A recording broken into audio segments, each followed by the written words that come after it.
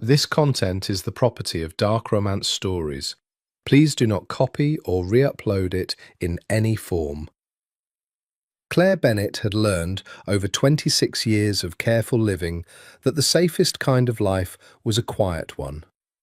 She kept her apartment small, her students punctual, and her heart carefully out of reach of anyone who might break it. So when her landlord slid the eviction notice under her door on a grey Tuesday morning, she did what she always did when the world tilted sideways. She made coffee, sat at her second-hand piano, and played until her hands stopped shaking. It was Mrs. Alvarez down the hall who mentioned the advertisement. "A private position," the older woman said, tapping her newspaper against Claire's doorframe. "Piano teacher, live-in optional, for a little girl uptown. Pays triple what you're making at that conservatory, Mija, but—" She hesitated, folding the paper against her chest like a shield. "It's the Sabatini family."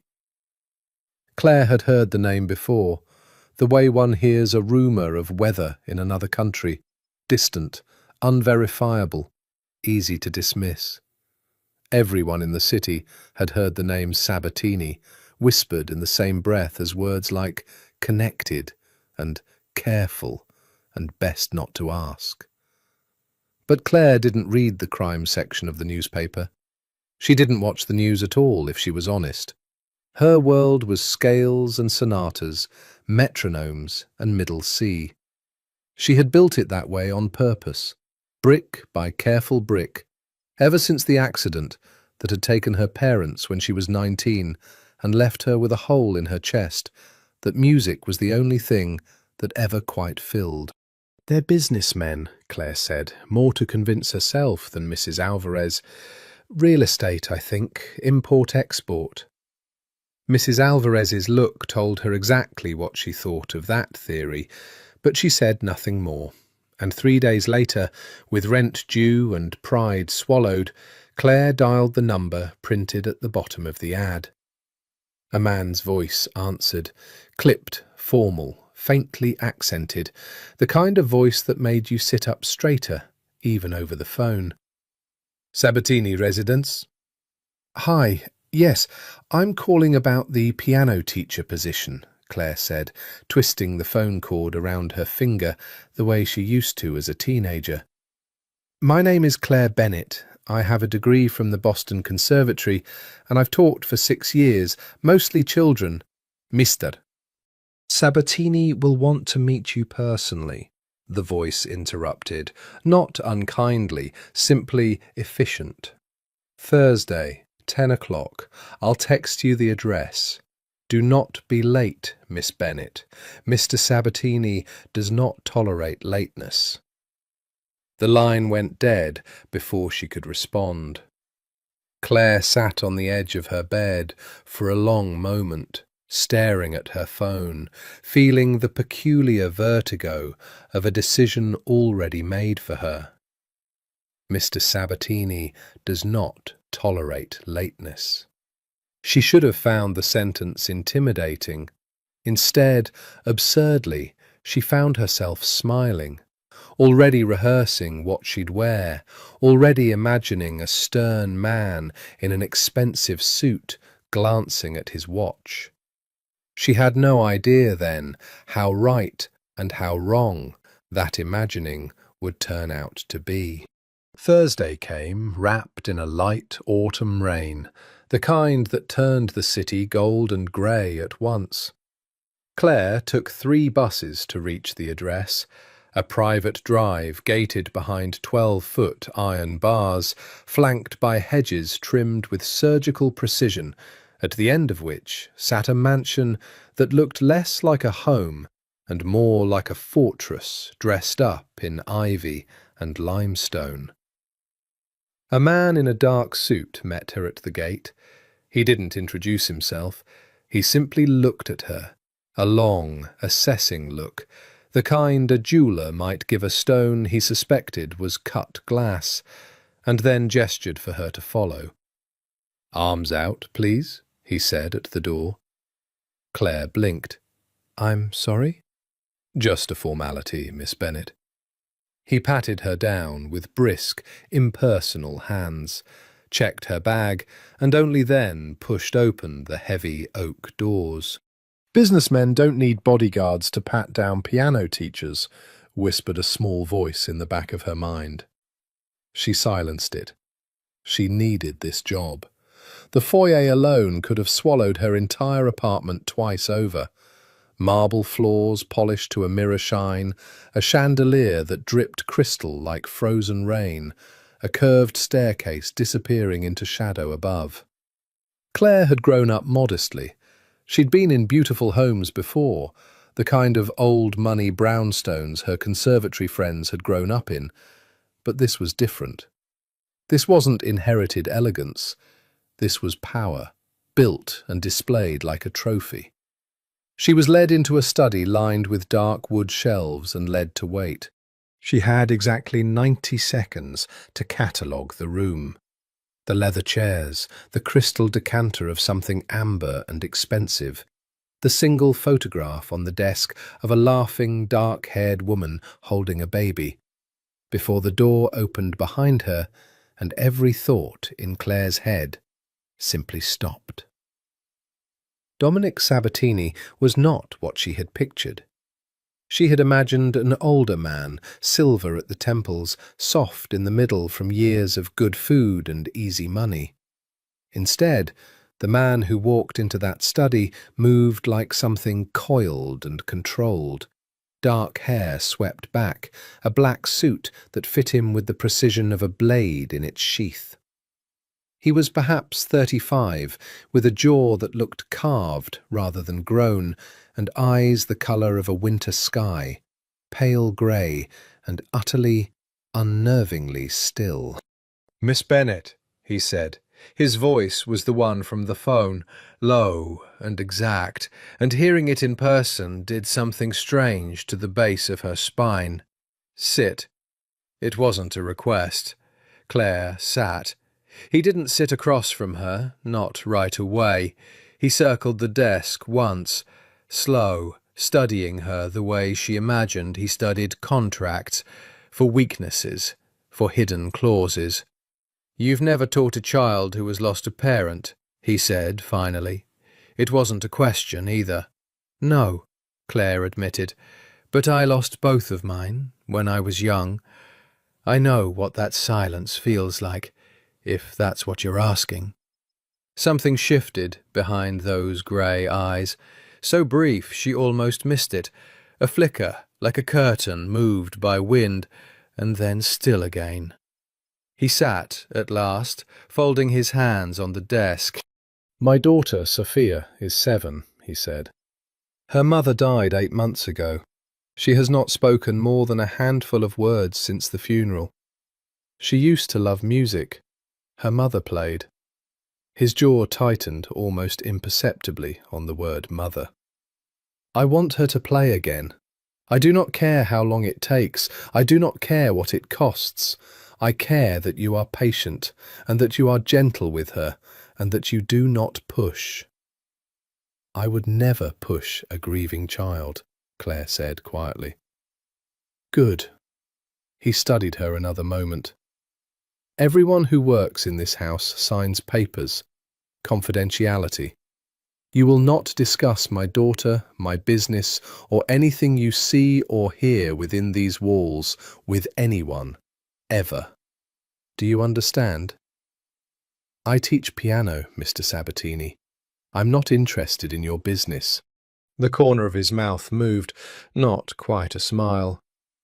"Everyone says that," he said, "until they're interested." Claire held his gaze, refusing to look away first, though her pulse was doing something embarrassing beneath her collarbone. "I'm not everyone." For a long moment, neither of them spoke, and the silence between them felt charged in a way Claire couldn't name and didn't trust. Then Dominic Sabatini rose, buttoned his jacket, and extended his hand. "Monday," he said. 4 o'clock. Don't be late." Claire shook his hand. His grip was warm and firm and lingered exactly 1 second longer than it should have. She left the mansion with the strange, dizzy sense of having agreed to something far larger than a job. Monday arrived too slowly and too fast at once. Claire spent the weekend telling herself the flutter in her stomach was nerves about the job, not about the man who had shaken her hand a second too long. She told herself this while choosing her outfit 3 separate times. She told herself this while practicing in the mirror a professional smile that felt like armour. The same suited guard let her through the gate Monday afternoon, this time with a curt nod of recognition instead of a pat-down. "Music room's this way," he said, and led her not into the formal parlour she expected, but down a sun-washed hallway to a room with floor-to-ceiling windows overlooking a garden gone slightly wild with late-season roses. A grand piano sat in the centre of the room, black and gleaming, clearly untouched in months. A fine layer of dust along its closed lid told her that much. And curled into the window seat beside it, knees drawn to her chest, was a little girl, with her mother's dark curls and her father's pale, watchful eyes. "Hello," Claire said softly, setting her bag down by the door instead of approaching. "You must be Sophia. I'm Claire." Sophia didn't answer. She didn't even look over. She simply watched Claire with an expression far too old for a 7-year-old's face, guarded, exhausted, the particular blankness of a child who has learned that adults leave one way or another, and it's safer not to hope otherwise. Claire didn't push. She'd meant what she told Dominic. Instead, she crossed the room slowly and sat not at the piano, but on the floor beside it, cross-legged, the way she used to sit with her youngest students. "I'm not going to make you play today," she said, to the room in general, not directly to Sophia. "I actually just want to tell the piano hello. It's been lonely, I think. Look how dusty it is." She ran a finger along the closed lid and made a small, exaggerated face of disgust that, months ago, would have made most children laugh. Sophia's eyes flicked just slightly toward the piano. It was the smallest movement, but Claire caught it, and something in her chest eased. "Do you know," Claire went on, opening the lid carefully, letting the ivory keys catch the afternoon light, "pianos actually get sad if nobody plays them. Not because they miss the noise, because they miss being needed." She pressed one key softly, a single note that hung in the quiet room like a held breath. "Middle C. Loneliest note in the world if nothing ever answers it." She played a second note, a third, a slow, wandering little melody with no destination, nothing that demanded anything of the small, watching girl by the window. Just sound, filling the silence gently instead of shattering it. 10 minutes passed. 15. Claire kept playing, unhurried, half lullaby and half memory, until she felt, rather than saw, Sophia slide off the window seat. The girl didn't come to the bench. She sat on the floor instead, close enough to watch Claire's hands, far enough to bolt if she needed to. Claire didn't stop playing, didn't look at her directly, didn't do anything to spook the fragile, careful trust being offered. "My mama used to play that song," Sophia said. It was the first sentence Claire had heard from her. Her voice was small and rusty, like a door that hadn't opened in a long time. Claire's hands stilled on the keys, very gently, and she looked down at the little girl with something that felt dangerously close to tears gathering behind her own eyes. Did she? What song was it? I don't remember the name. Sophia picked at the hem of her sweater. But it sounded like that. Sad, but pretty. Clair de Lune, Claire said softly, by a composer named Debussy. It means light of the moon. She hesitated, then asked gently, Would you like to learn it? Not today, not even this month, maybe, but someday? Sophia was quiet for a long moment. Then, so softly, Claire almost missed it. Okay. It wasn't much. A single whispered word from a 7-year-old girl who had buried her mother 8 months ago. But Claire felt it settle into her chest like something sacred, and when she looked up, she found Dominic Sabatini standing in the doorway. She had no idea how long he'd been there. He said nothing. He simply watched his daughter sitting on the floor of a room she hadn't entered voluntarily in months. Watched her lean, almost imperceptibly, toward the woman at the piano. And something moved across his carved, controlled face that Claire would spend the rest of the lesson trying to name. It wasn't relief, exactly. It was rawer than that, hungrier, as though he were a man who had forgotten what hope tasted like and had just, without warning, been given a spoonful. He left without a word. Claire heard his footsteps recede down the marble hallway, unhurried, deliberate, and only then did she let out the breath she hadn't realized she'd been holding. The lesson ended an hour later with no scales, no exercises, nothing that resembled a traditional first lesson at all. Just Claire playing softly, while Sophia sat close, occasionally asking small questions, once even reaching out to press a single key herself, an E, and watching the sound ring out with something like wonder.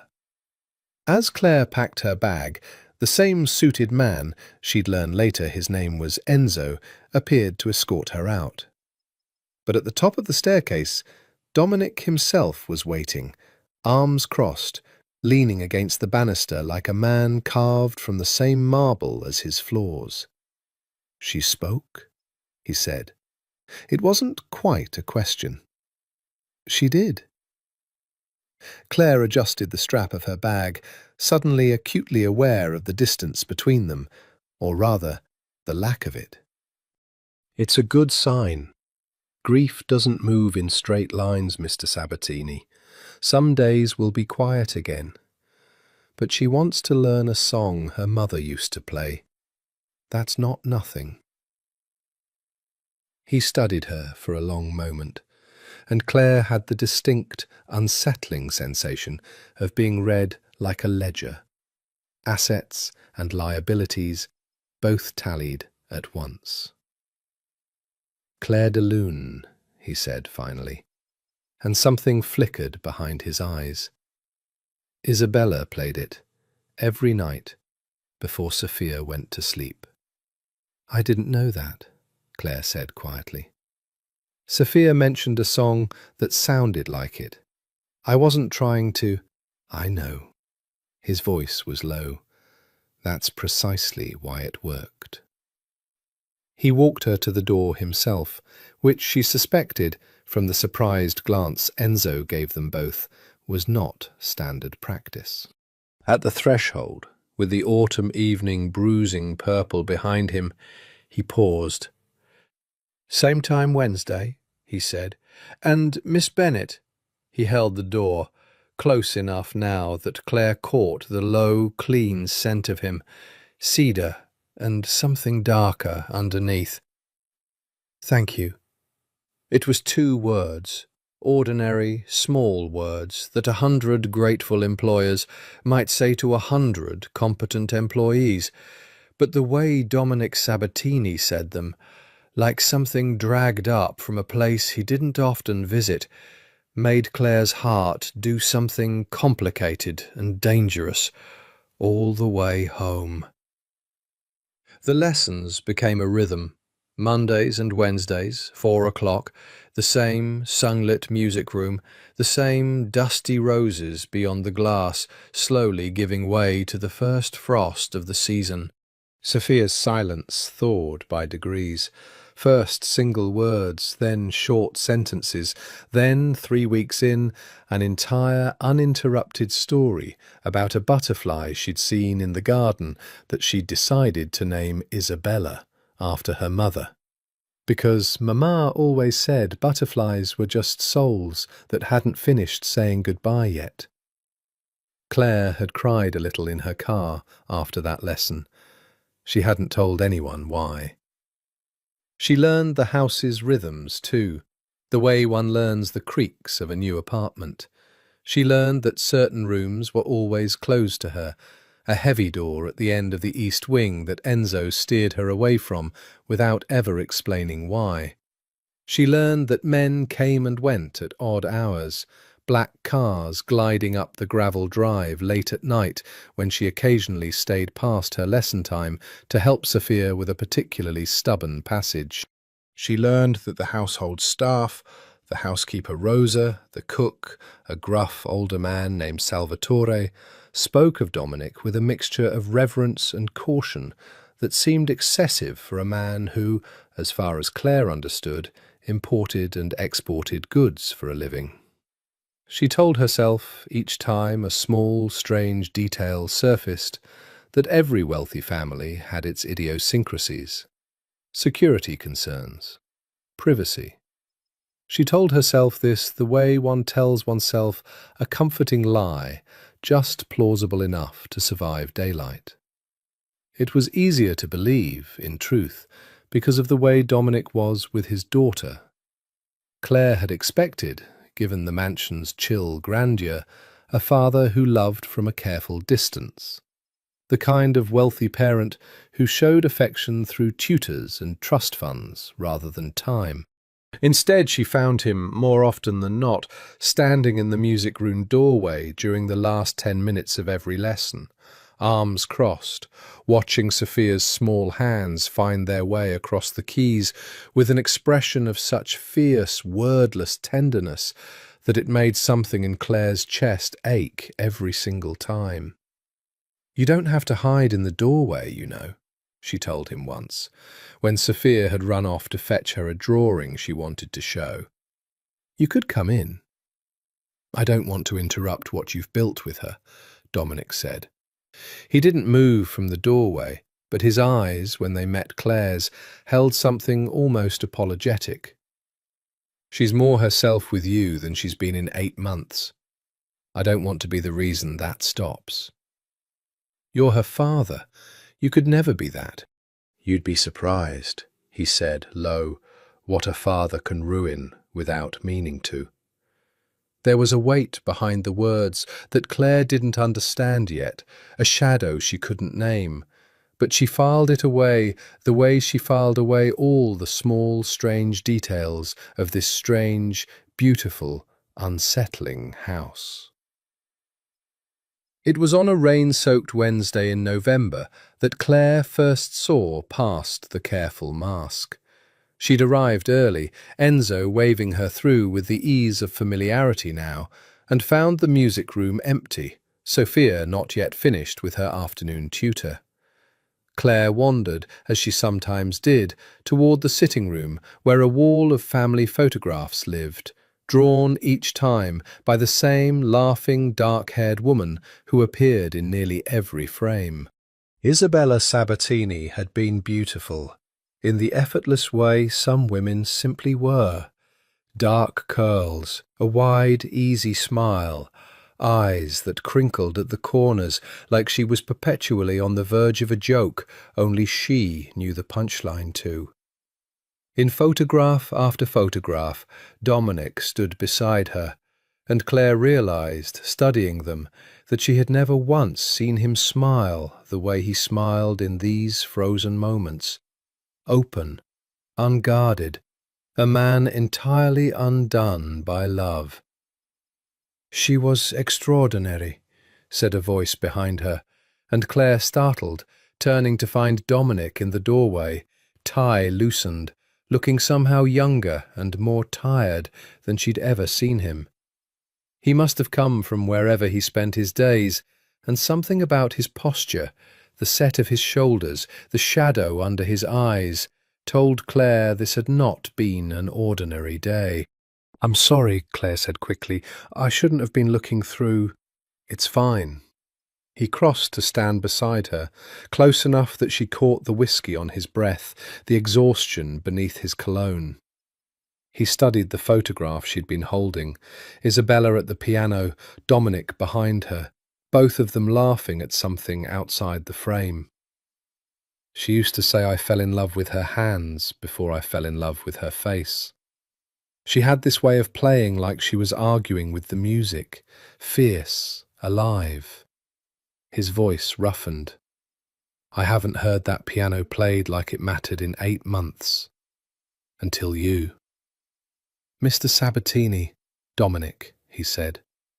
"You've been in my home 3 times a week for a month. I think we can dispense with formality." He turned to look at her fully then, and the rawness in his eyes made Claire's breath catch. "Do you know what it is? To lose the one person who made you feel like something other than what you are." Claire thought of her parents, the highway, the phone call that had rearranged the architecture of her whole life at 19. "Yes," she said quietly. "I do." Something passed between them then, not quite understanding, something rawer and more dangerous than that, a recognition of matched wounds. Dominic reached out, slowly, and tucked a strand of hair behind her ear, his fingers grazing her cheek with a gentleness that seemed at war with everything else about him. The coiled control, the careful command, the fortress of a house he ruled like a king. "I should go," Claire whispered, though she didn't move. "You should," Dominic agreed, and didn't move either. It was the creak of the front door and Sophia's small voice calling, "Miss Claire," down the hallway that finally broke whatever spell had settled over the room. Dominic stepped back first, jaw tight, expression sliding back into its careful mask, so fast Claire almost doubted what she'd seen. "Wednesday," he said, voice steady again, cool again. "Sophia's waiting." Claire nodded, throat too tight to speak, and walked toward the music room on legs that didn't quite feel like her own, carrying with her the phantom warmth of his fingers against her cheek and the first real fear that whatever this was becoming, it was already far too late to stop it. December brought the first true cold of the year, and with it an invitation Claire hadn't expected. "Sophia's recital," Dominic said, appearing in the music room doorway at the end of a lesson in early December, snow just beginning to fall past the tall windows. "Small. Family friends. She wants to play what she's learned. I'd like you there, not as her teacher, as my guest." Claire had told herself in the weeks since the moment in the photograph room that she'd imagined the intensity of it, exaggerated it in memory, the way lonely people sometimes exaggerated small kindnesses into larger meanings. She'd told herself this diligently, right up until his grey eyes met hers across the room, and every carefully constructed wall she'd built came quietly, dangerously undone. "I'd love to," she said. "Wear something warm," he said. "The estate gets cold this time of year." A pause. "And something you'd wear to something that matters. This matters."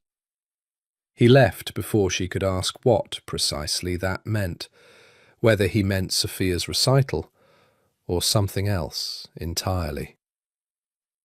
She found out 3 days later at the small art gallery downtown, where she sometimes sold pressed flower artwork to supplement her teaching income, exactly what kind of attention a woman connected to Dominic Sabatini attracted. Claire Bennett? The man who approached her at the gallery's opening reception was handsome in an unthreatening golden retriever sort of way. Sandy hair, easy smile, the kind of open American face that had never once had to consider whether a room was safe to enter.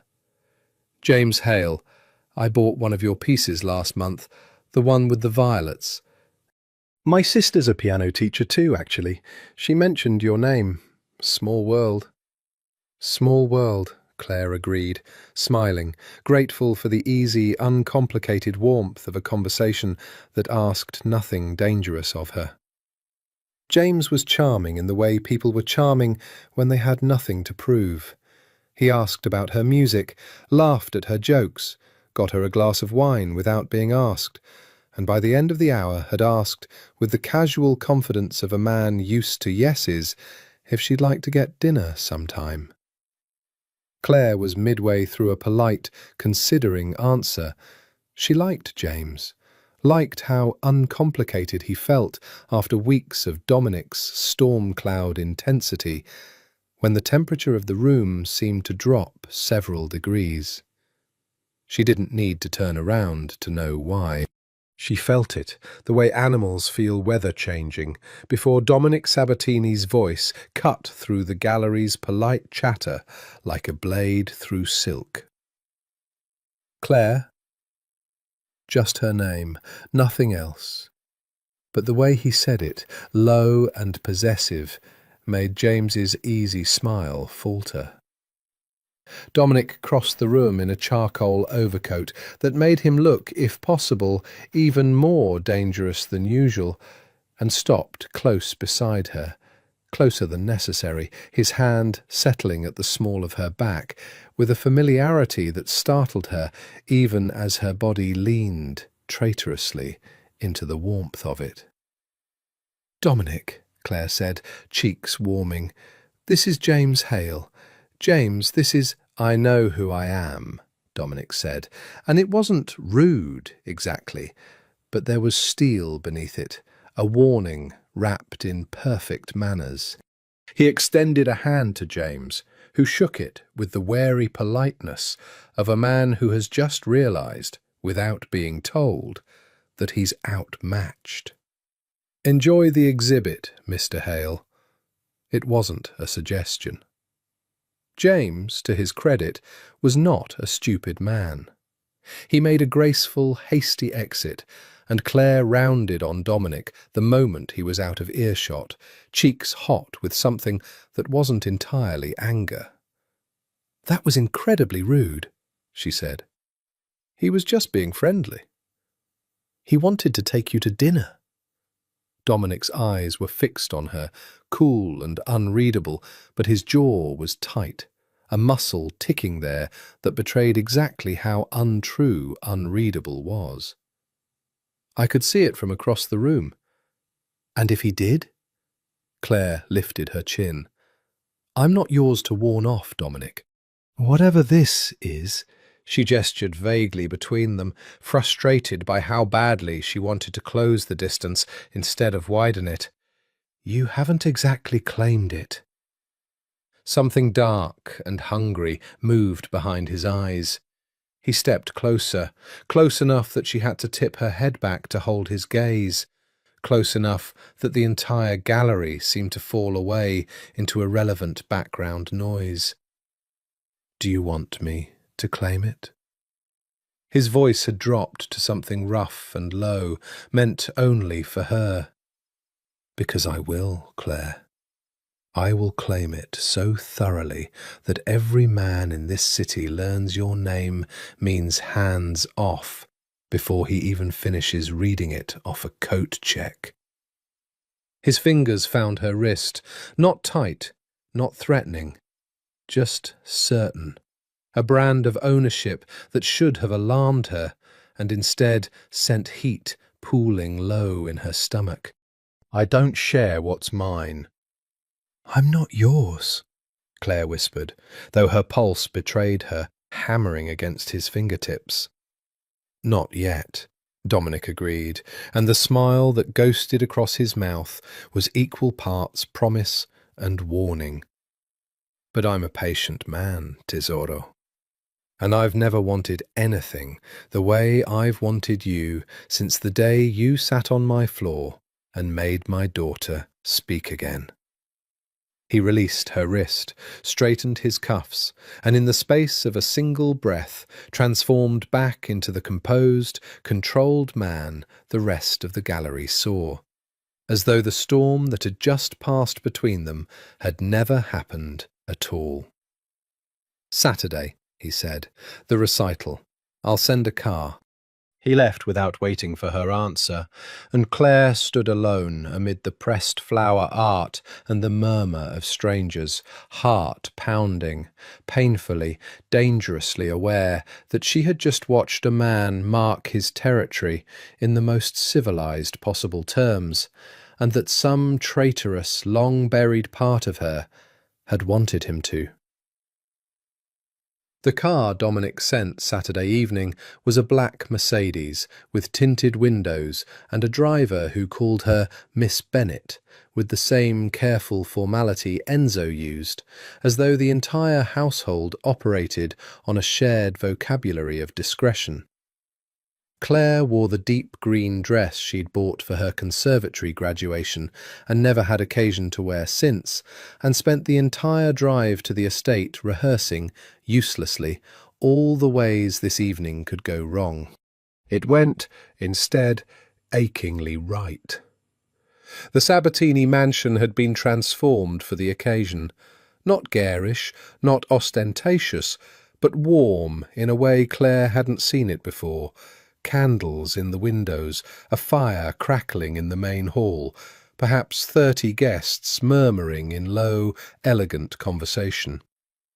She recognised none of them, though she noted, with the same instinct that had been quietly cataloguing strange details for weeks, that several of the men had the same watchful stillness as Enzo. Not guests exactly, but something adjacent to guests, present and armed, and pretending otherwise. She pushed the thought away. Tonight was Sophia's night. She found the girl in the music room, pale with nerves, twisting the hem of her white dress between small fingers. "I'm scared," Sophia admitted when Claire crouched beside her. "What if I mess it up? What if Papa's sad because I'm not as good as Mama?" "Your Papa," Claire said gently, tilting the girl's chin up, "is not going to hear a single wrong note tonight, sweetheart. Do you know why? Because he's not listening for perfect. He's listening for you. And you have been so brave, learning to love this piano again after everything. That bravery is the only thing that matters tonight." Sophia nodded, small and solemn, and slipped her hand into Claire's. A gesture so natural, so trusting, that Claire felt her throat close with unexpected emotion. "Will you sit where I can see you?" Sophia asked. "During the actual playing part?" "Right in the front row," Claire promised. "I wouldn't miss it."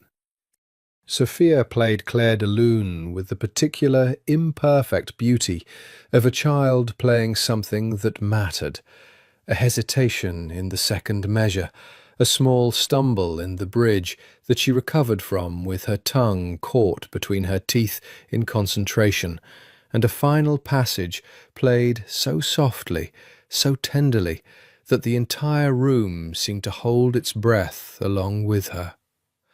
When the last note faded, there was a beat of silence, and then applause, warm and real, and Sophia's face broke into the first full, unguarded smile Claire had seen from her in the 2 months they'd known each other. Claire looked instinctively for Dominic. He stood at the back of the room, and he was not applauding. He was simply staring at his daughter, with an expression so raw, so undone, that Claire felt it like a physical thing across the distance between them. A man who had spent 8 months learning to survive his grief by locking every door in himself, watching that door blow open at the sound of his dead wife's favourite song, played by the daughter who was the only piece of Isabella he had left.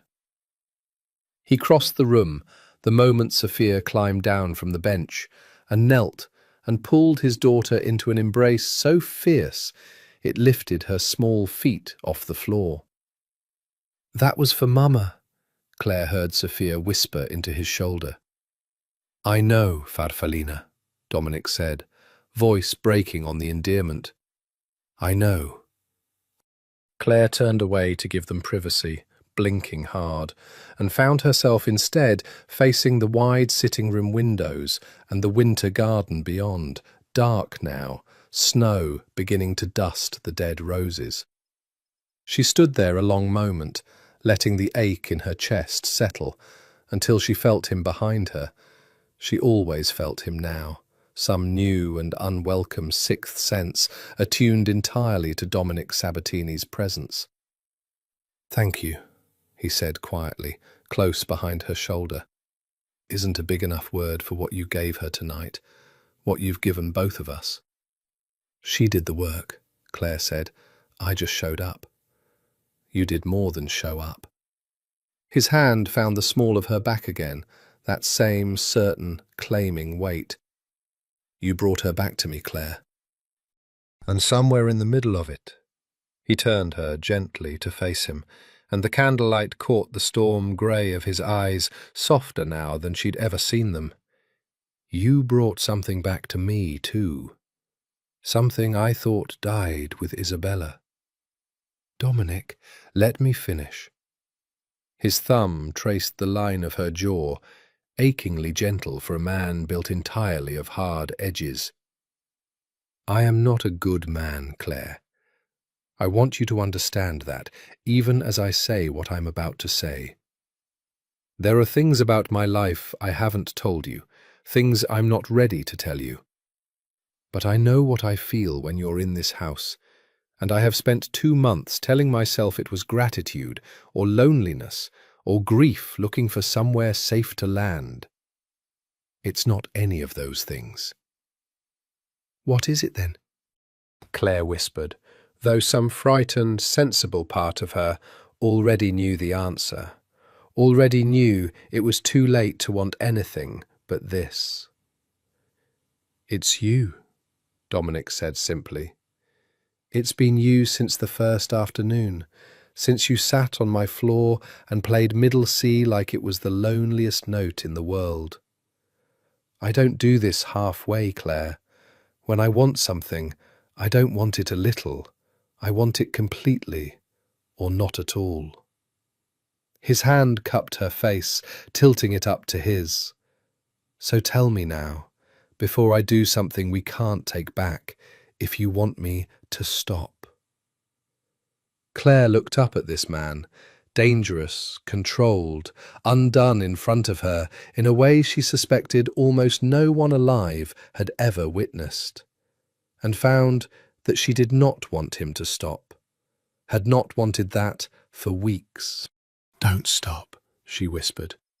He kissed her like a man finally allowed to breathe after months underwater, slow at first, almost reverent, and then deepening as her hands found the lapels of his jacket and pulled him closer, as though some dam inside them both had simply, finally, given way. Somewhere behind them, the party murmured on, oblivious. Somewhere upstairs, Sophia was already asleep, exhausted and happy, dreaming of her mother's favourite song. And in the dark winter garden window, Claire Bennett kissed the most dangerous man in the city and felt, for the first time in longer than she could remember, entirely, terrifyingly safe. Winter deepened, and with it, whatever had bloomed between Claire and Dominic in that candle-lit sitting room deepened too, quietly, carefully. In the stolen hours after Sophia's lessons ended, in dinners at restaurants where the staff seemed to know Dominic by name and treated Claire with a deference she found both flattering and faintly unsettling. She told herself it was simply how the very wealthy lived.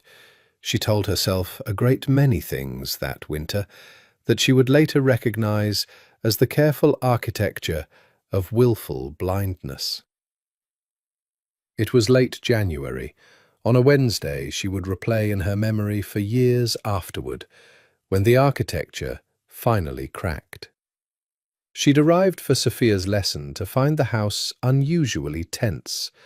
Rosa moving through the halls with reddened eyes, Enzo posted at the front door instead of the gate, his jacket sitting strangely, as though concealing something bulkier than usual beneath it.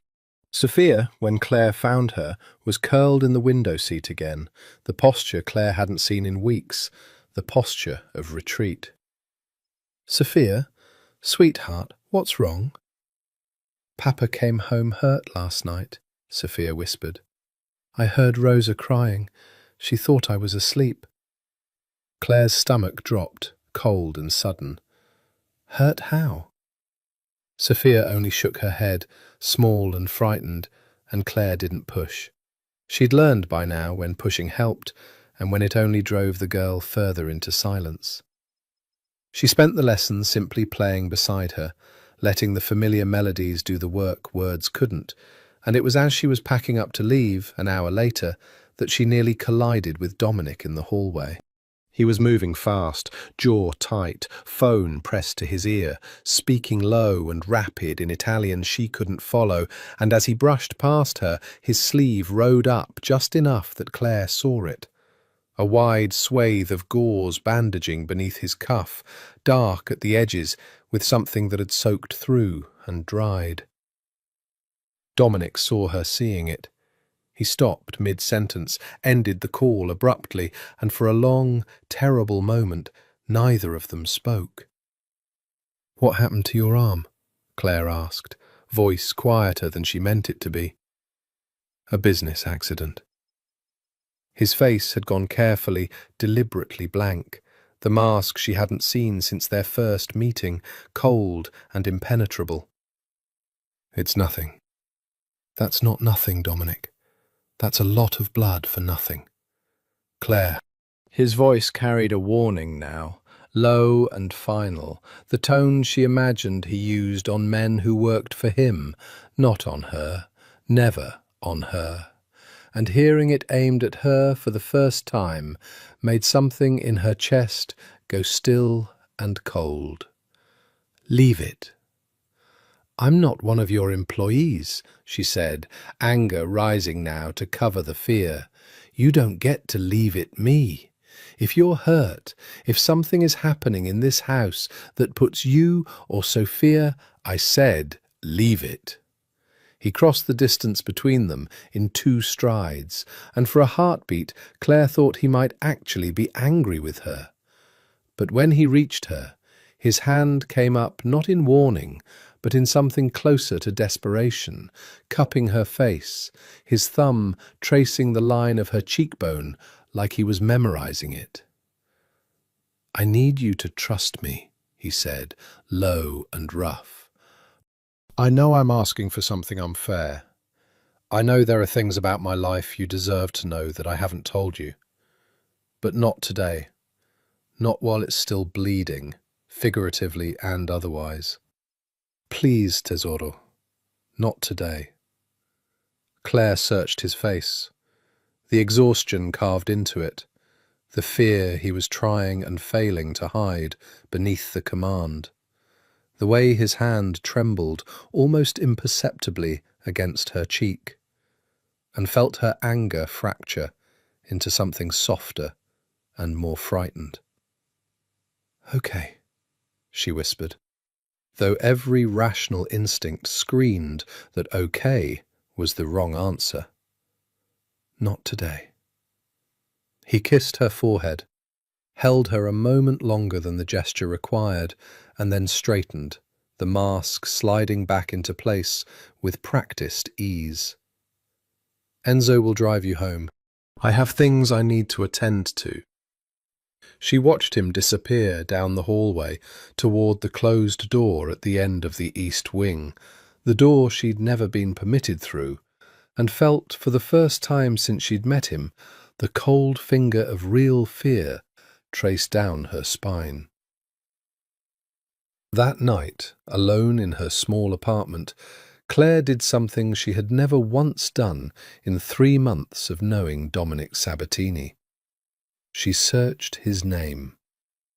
The results loaded slowly on her old laptop, and Claire sat frozen at her kitchen table as headline after headline scrolled past. Alleged crime boss Dominic Sabatini questioned in federal racketeering probe. Sabatini family linked to decades of organised crime activity. Sources say Sabatini controls majority of city's illegal trade routes. Photographs accompanied the articles. Dominic in courtroom hallways flanked by lawyers. Dominic at what looked like a funeral, expression unreadable behind dark glasses. Dominic standing beside men whose names, when she searched them too, returned words like underboss and capo and convicted. Claire sat back from the screen, hands trembling, the pieces of 3 months clicking into place with sickening, inevitable clarity. The guards, the pat-downs, the closed east wing door, the blood on his cuff, the way entire rooms seemed to fall quiet when he entered them. She had fallen in love, she realized, with a horror that stole the breath from her lungs, with a man who might very well have killed someone the night before he touched her face and asked her to trust him. She did not sleep at all that night. Claire didn't go to the mansion Friday. She sat instead in her apartment through the grey afternoon, staring at her phone, watching the clock crawl toward 4 o'clock and then past it, feeling something between grief and vertigo settle over her like a physical weight. Sophia would be waiting. Sophia, who had finally learnt to speak again, who had played her dead mother's favourite song for a room full of strangers, who trusted Claire in a way that felt sacred and fragile, and now, impossibly, complicated by everything Claire had read the night before. Her phone rang at 4:47, Dominic's name on the screen. She let it ring twice before answering. "Hello? You missed the lesson." His voice was carefully even, but she could hear the tension threaded through it. "Sophia's upset. She thinks she did something wrong." Guilt lanced through Claire, sharp and immediate. "She didn't do anything wrong. I needed a day." A long silence on the line. "This is about my arm." "This is about a lot of things, Dominic." Claire pressed her palm flat against her kitchen table, grounding herself. "I looked you up last night. I know I probably should have done that 3 months ago, before any of this happened. But I didn't want to know. I liked not knowing. It was easier to believe you were just a strict, wealthy businessman with unusual security concerns." The silence this time stretched long enough that Claire wondered if he'd hung up. "I'll come to you," Dominic said finally. "Give me 20 minutes. Dominic, I don't think 20 minutes, Claire. You owe me a conversation at least. After that, if you want me gone, I'll go, and I won't make it difficult for you. But you don't get to learn half a truth from a search engine and decide the whole of it without hearing me say it myself." He was there in 18. He looked different in her doorway than he ever had in his own house. Smaller, somehow, without the marble and the chandeliers to armour him, wearing a dark coat over a simple sweater instead of his usual tailored suits, looking, for the first time since she'd met him, uncertain. "May I come in?" he asked. Claire stepped aside. Her apartment was tiny compared to the mansion's grandeur. A battered upright piano crowded against one wall, mismatched furniture, string lights she'd never bothered to take down from some long-ago holiday. Dominic looked around it slowly, and something in his expression, cataloguing the modest details of her life, made Claire's chest ache despite everything. "Ask me," he said finally, turning to face her. "Whatever you found, whatever you need to hear confirmed or denied. I won't lie to you, Claire. Not anymore. I should never have let it go this far without telling you myself." Claire's hands were shaking. She wrapped them around a mug of cold tea just to have something to hold. "Are you—" The word stuck in her throat, absurd and enormous. "Are you in the Mafia?" "Yes."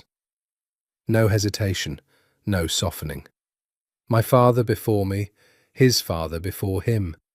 I took over the family business 12 years ago, when I was 23, after my father was killed by a rival organisation. Everything you read is likely at least partially true. I have done things, Claire, that a good man would never do. I have ordered things done that I do not expect you to forgive, and I would not ask you to." The bluntness of it stole her breath more than any evasion could have. She had half hoped, some small, foolish corner of her heart, that he would deny it, explain it away, prove the headlines wrong. "The blood on your arm," she managed. "A rival family attempted to move into territory that belongs to mine. It ended badly for them. I was injured in the process." His jaw tightened. "I will not pretend to you that it was self-defense in some clean, movie sense of the word.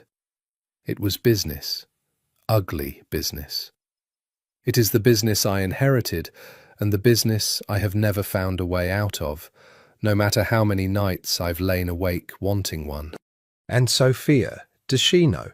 Does she understand what her father—" "No."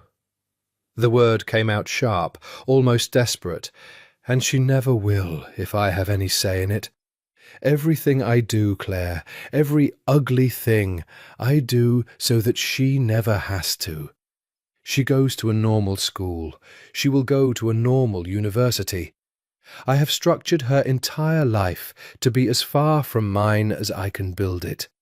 The guards, the security, the closed doors, all of it exists to protect her from a world I am trying every single day to keep from ever touching her."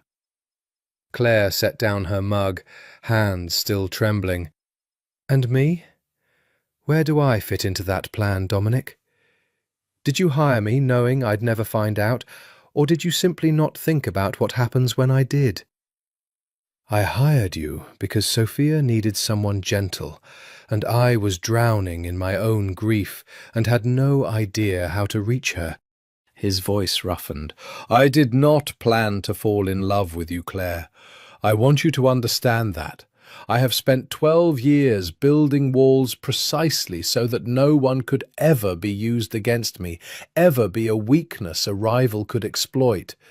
And then you sat on my floor and played middle C, and every single wall I built came down without my permission." "That's not an answer," Claire whispered. "That's a confession." "Then let me give you the answer." He crossed the small room and knelt, actually knelt, in front of her chair, taking her cold hands in his warm ones. "I am asking you to love a man who cannot promise you an easy life. I am asking you to love a man whose enemies would use you against him without hesitation if they knew what you meant to him. I am asking you to accept darkness I would give anything to keep from touching you, and I have no right to ask any of it. But I am asking anyway, because the alternative, watching you walk away and pretending I don't feel like I'm dying at the thought of it, is worse than any danger I could name. Claire looked down at this man, kneeling in her tiny apartment with its mismatched furniture and forgotten string lights, this man who commanded fear from an entire city and was asking her, with trembling hands, not to leave him. "I need time," she whispered. "I need to think, Dominic. I can't just... This is enormous. This is everything I've spent my whole life avoiding." "Take whatever time you need." He pressed a kiss to her knuckles, gentle as a vow. "I'll be waiting. I've waited 12 years to feel like this again. I can wait a little longer for you to decide if I'm worth the risk." He left without pushing further, without the possessive heat that usually coloured his exits, and Claire sat alone in her quiet apartment, long after his footsteps faded down the stairwell, staring at her own trembling hands, utterly unsure whether the ache in her chest was heartbreak or the terrifying, unstoppable beginning of a decision already halfway made. 3 days passed without a word from Dominic, and Claire spent every one of them in a fog of indecision so thick it followed her into sleep. She thought of the headlines, the words racketeering and alleged and organised crime, and felt cold dread pool in her stomach. She thought of Dominic kneeling in her apartment, voice breaking on, "I am asking anyway," and felt something entirely different pool there instead. She thought, most of all, of Sophia, small, brave Sophia, who had trusted Claire with her mother's memory, who was, Claire realised with growing unease, caught in the middle of a decision that was not remotely hers to make, but would shape her life regardless. It was that thought, finally, that drove Claire back to the mansion on Sunday, unannounced, unscheduled, simply because she couldn't bear the thought of Sophia wondering, one more day, why her piano teacher had vanished. Enzo let her through without comment, though his eyebrows rose slightly at her unscheduled arrival. She found Sophia in the garden, bundled against the cold, sitting alone on a stone bench beneath the bare rose trellises. "Miss Claire?" Sophia's face lit with such unguarded relief that Claire's decision, already leaning, tipped further. "I thought maybe you didn't want to teach me any more." "Oh, sweetheart, no." Claire sat beside her, pulling the girl into a hug. "I would never leave you because of anything you did. I promise you that." "Then why did you stop coming?" Sophia's dark eyes, so like her father's in shape, though warmer in colour, searched Claire's face with the unnerving perceptiveness children sometimes possessed. "Was it because of Papa?" Claire hesitated. "Why would you think that?" "Because Papa's been sad since you stopped coming. Sadder than after Mama." Sophia picked at a loose thread on her mitten. "He thinks I don't notice, but I do. He doesn't eat dinner right. He stands in the music room sometimes and just looks at the piano and doesn't play anything." Claire's throat tightened. "Sophia, can I ask you something? And you can tell me the truth, whatever it is." Sophia nodded solemnly. "Do you know what your papa does for his work?" A long pause. Sophia's small face went carefully neutral in a way that broke Claire's heart, because she recognised it instantly, the particular stillness of a child who has learned, somewhere along the way, not to ask certain questions. "He keeps people safe," Sophia said, finally, carefully, like reciting something she'd been told. "He says our family has always kept people safe, even when it's hard, even when other people don't understand why we have guards and rules. He says someday, when I'm older, he'll explain it properly. But I know it makes people scared of him. She looked up at Claire, eyes suddenly bright with unshed tears. Are you scared of him too? Is that why you stopped coming? Claire pulled Sophia close again, resting her chin atop the girl's dark curls, and found, in that moment, that the answer arrived with a clarity she hadn't expected. I was scared, she admitted softly. I found out something about your papa that scared me very much. But being scared of something isn't the same as it being wrong to love it, Sophia. Sometimes the things we love are complicated.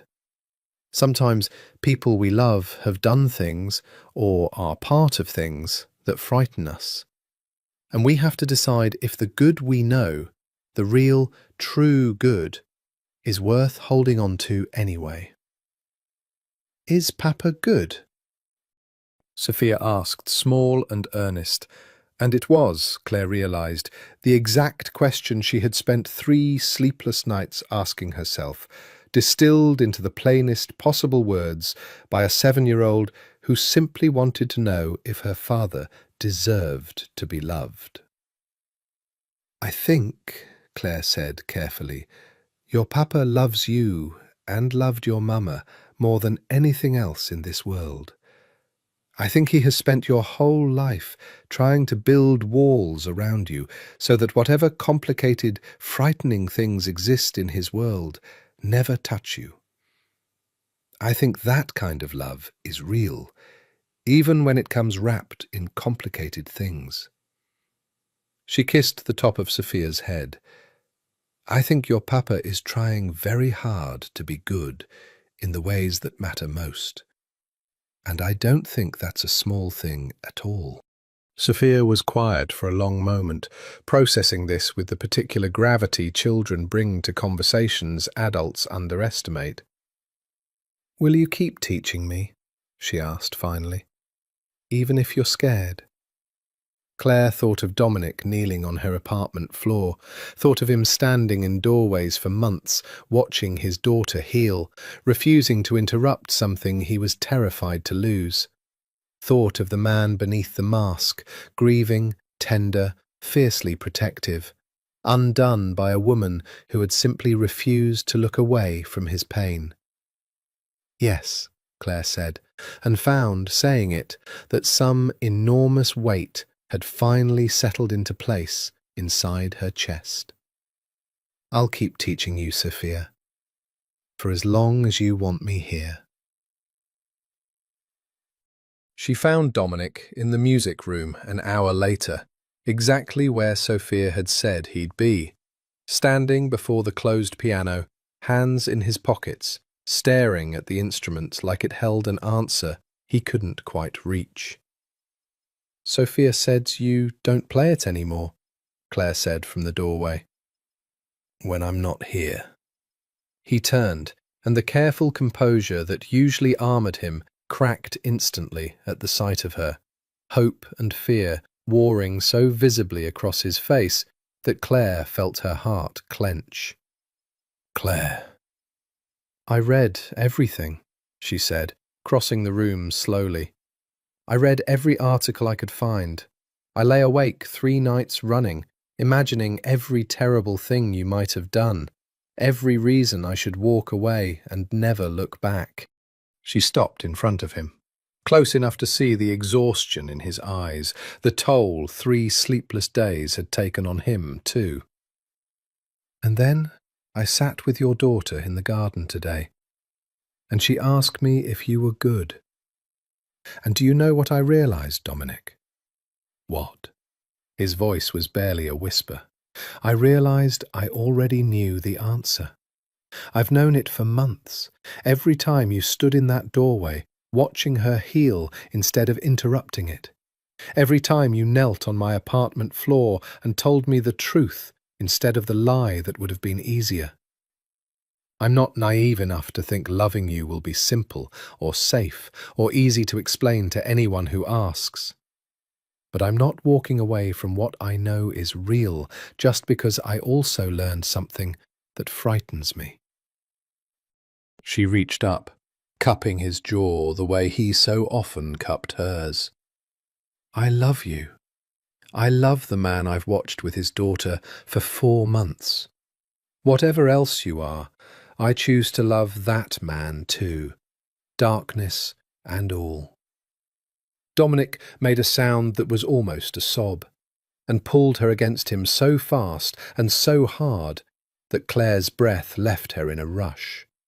His arms wrapped around her like a man who had genuinely believed, for 3 unbearable days, that he had lost the only thing that had made him feel human since Isabella died.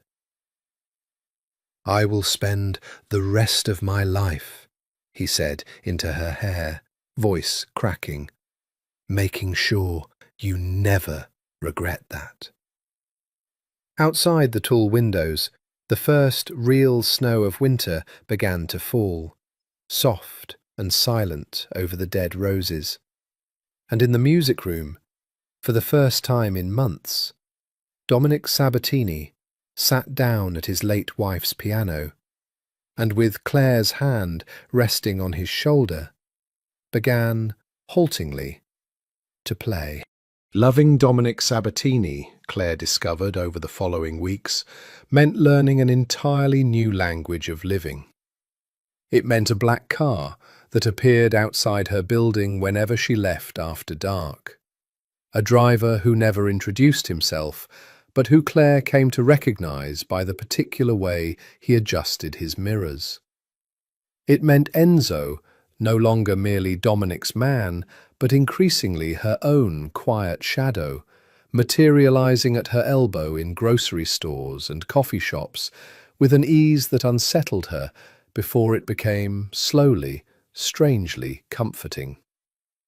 It meant dinners in private rooms, at restaurants where the owner personally checked on their table twice, addressing Dominic with a deference bordering on fear. It meant learning to read the subtle shift in Dominic's posture when certain phone calls came through, the way his spine straightened, his voice dropped into something clipped and foreign, Italian words she was slowly learning to recognize, even without understanding their full meaning. It meant, too, learning who Dominic Sabatini was beyond the mask. Not the cold, calculating boss the headlines described, but a man who remembered that Claire took her coffee with exactly 1 sugar, who left small handwritten notes tucked into her sheet music, who called every single night she wasn't at the mansion, sometimes just to hear her play something down the phone line before he could sleep. "You're different with me," she told him one evening in March, curled against his side on the sitting room sofa, fire crackling low, Sophia long asleep upstairs. "Than you are with everyone else. I've seen you on the phone with your men. You're like a different person." "I am a different person," Dominic said, fingers tracing idle patterns along her arm. "The man who runs this family has to be certain, immovable, feared. If they see weakness, they exploit it. Not just against me, against Sophia, against everyone I'm responsible for keeping safe. I learned that lesson the hard way, watching my father make the mistake of trusting the wrong men." His voice darkened briefly. "But you don't need that man. You've never needed that man. You knew how to reach the part of me he's built to protect."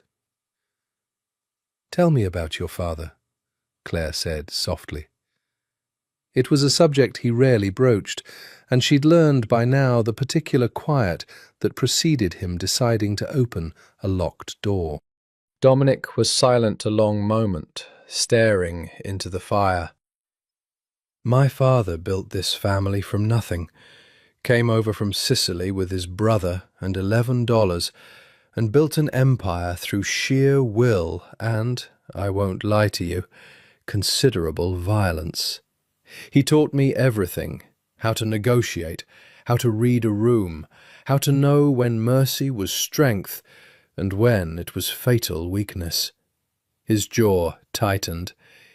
He also taught me that love was a liability, that the men who survived longest in this life were the ones who let no one close enough to be used as leverage. "But you married Isabella," against his advice. A faint, sad smile ghosted across his mouth. He warned me, the week before the wedding, that I was making the single greatest mistake of my life.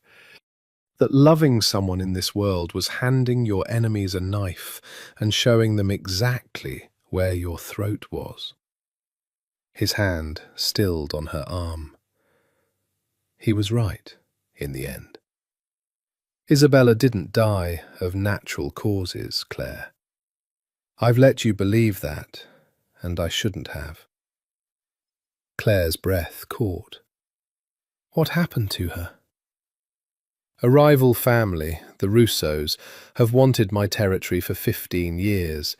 They tried, 8 months before Isabella died, to negotiate a truce through marriage, their son, my sister.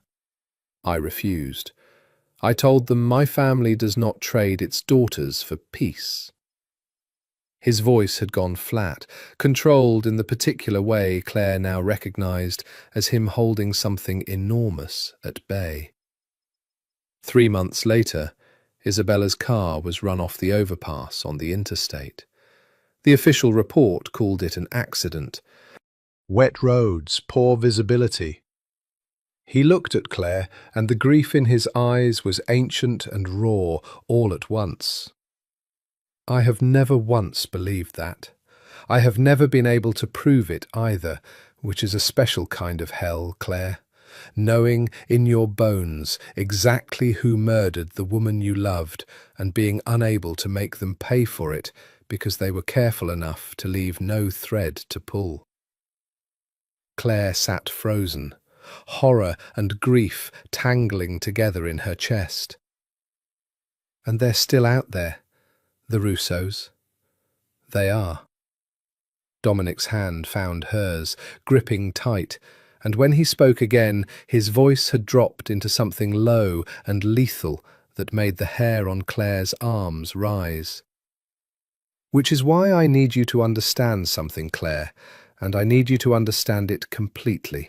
If they ever learn what you mean to me, if they ever see you as leverage the way they saw Isabella— He turned to face her fully, grey eyes burning with an intensity that stole her breath. "I would burn this entire city to the ground before I let them touch you. I would end every single one of them myself, with my own hands, before I let history repeat itself. Do you understand what I'm telling you?" "I understand," Claire whispered, though her pulse was hammering with a fear that had nothing to do with Dominic himself and everything to do with what he'd just described. "I need you to be careful, more careful than you've ever had to be in your life. No public displays that reach the wrong eyes, no unnecessary risks, nothing that draws attention to what you mean to this family." His hand came up to cradle her face, thumb tracing her cheekbone, with a tenderness that contrasted violently with the lethal promise still hanging in the air. "I know that's not the romance you deserve. I know you deserve a man who can love you in the daylight, publicly, without a single calculation of risk attached to it. I'm sorry I can't be that for you." "I didn't fall in love with a simple life," Claire said quietly, turning her face into his palm. "I fell in love with you.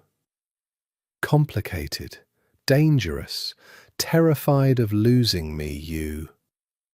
I'll take the caution, Dominic.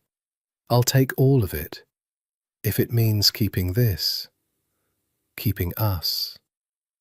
He kissed her then, slow and searching, and Claire let herself sink into it, let herself believe for a little while longer that love alone might be enough to keep the darkness at bay. She had no way of knowing, that quiet March evening, how soon that belief would be tested.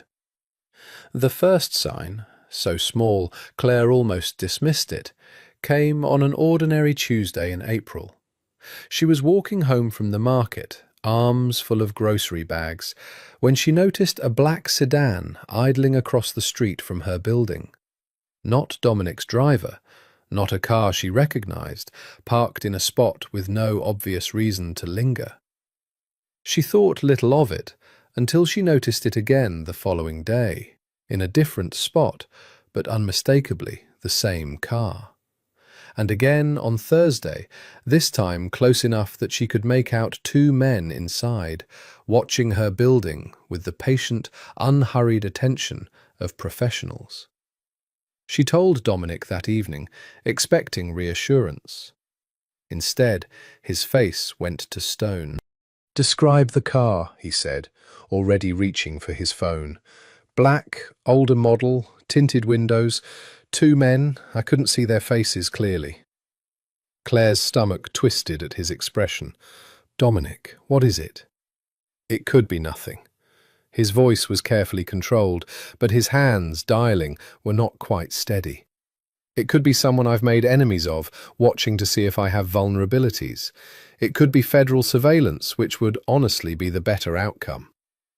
He held the phone to his ear, spoke rapid Italian, and by the time he hung up, his jaw had set into a hard, dangerous line Claire had never seen directed at anything other than a phone call about her.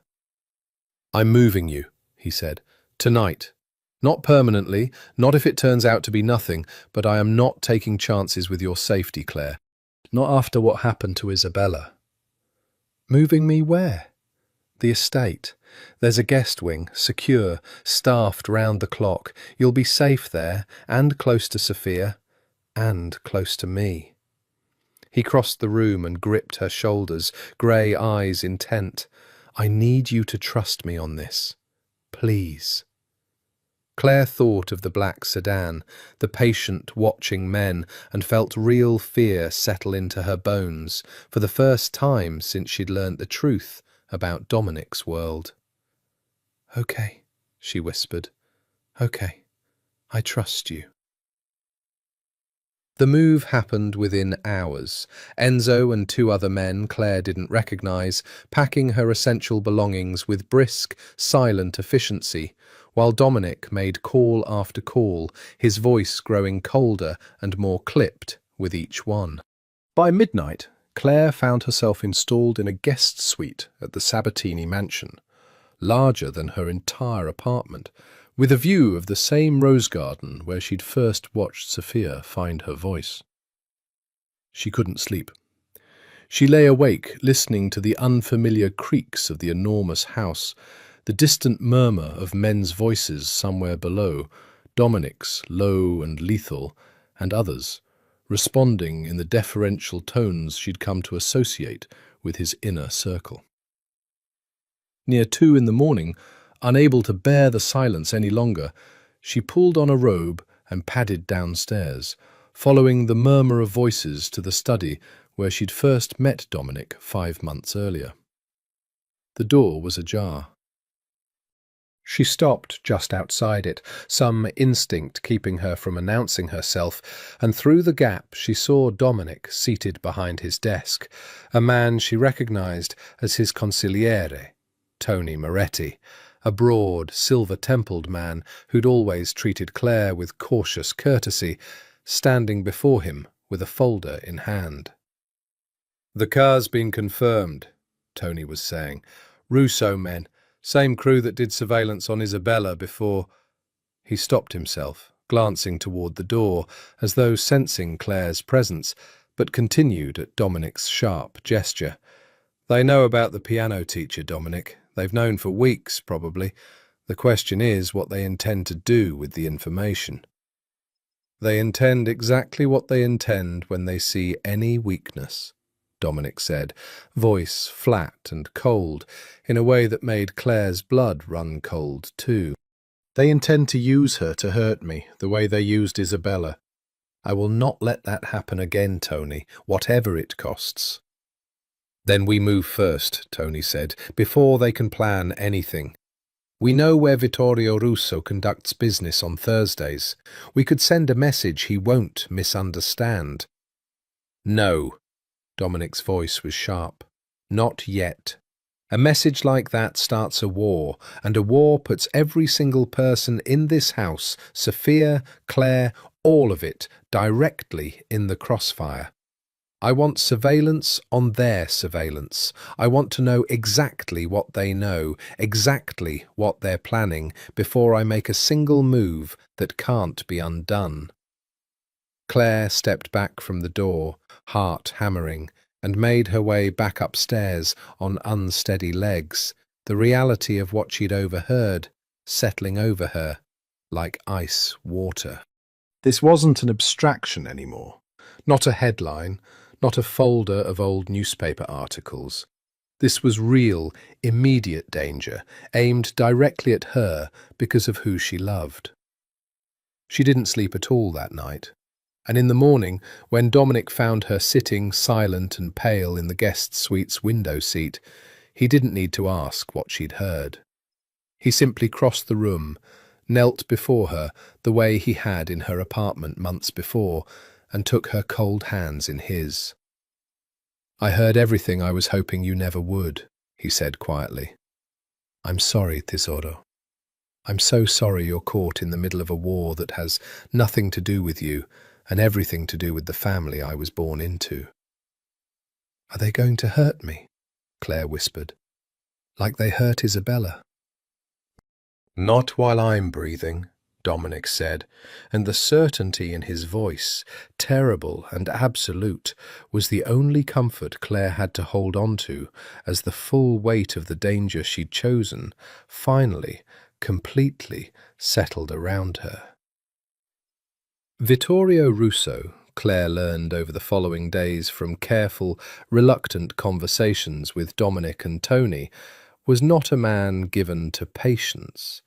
He had inherited his own family's empire from a father as ruthless as Dominic's had been.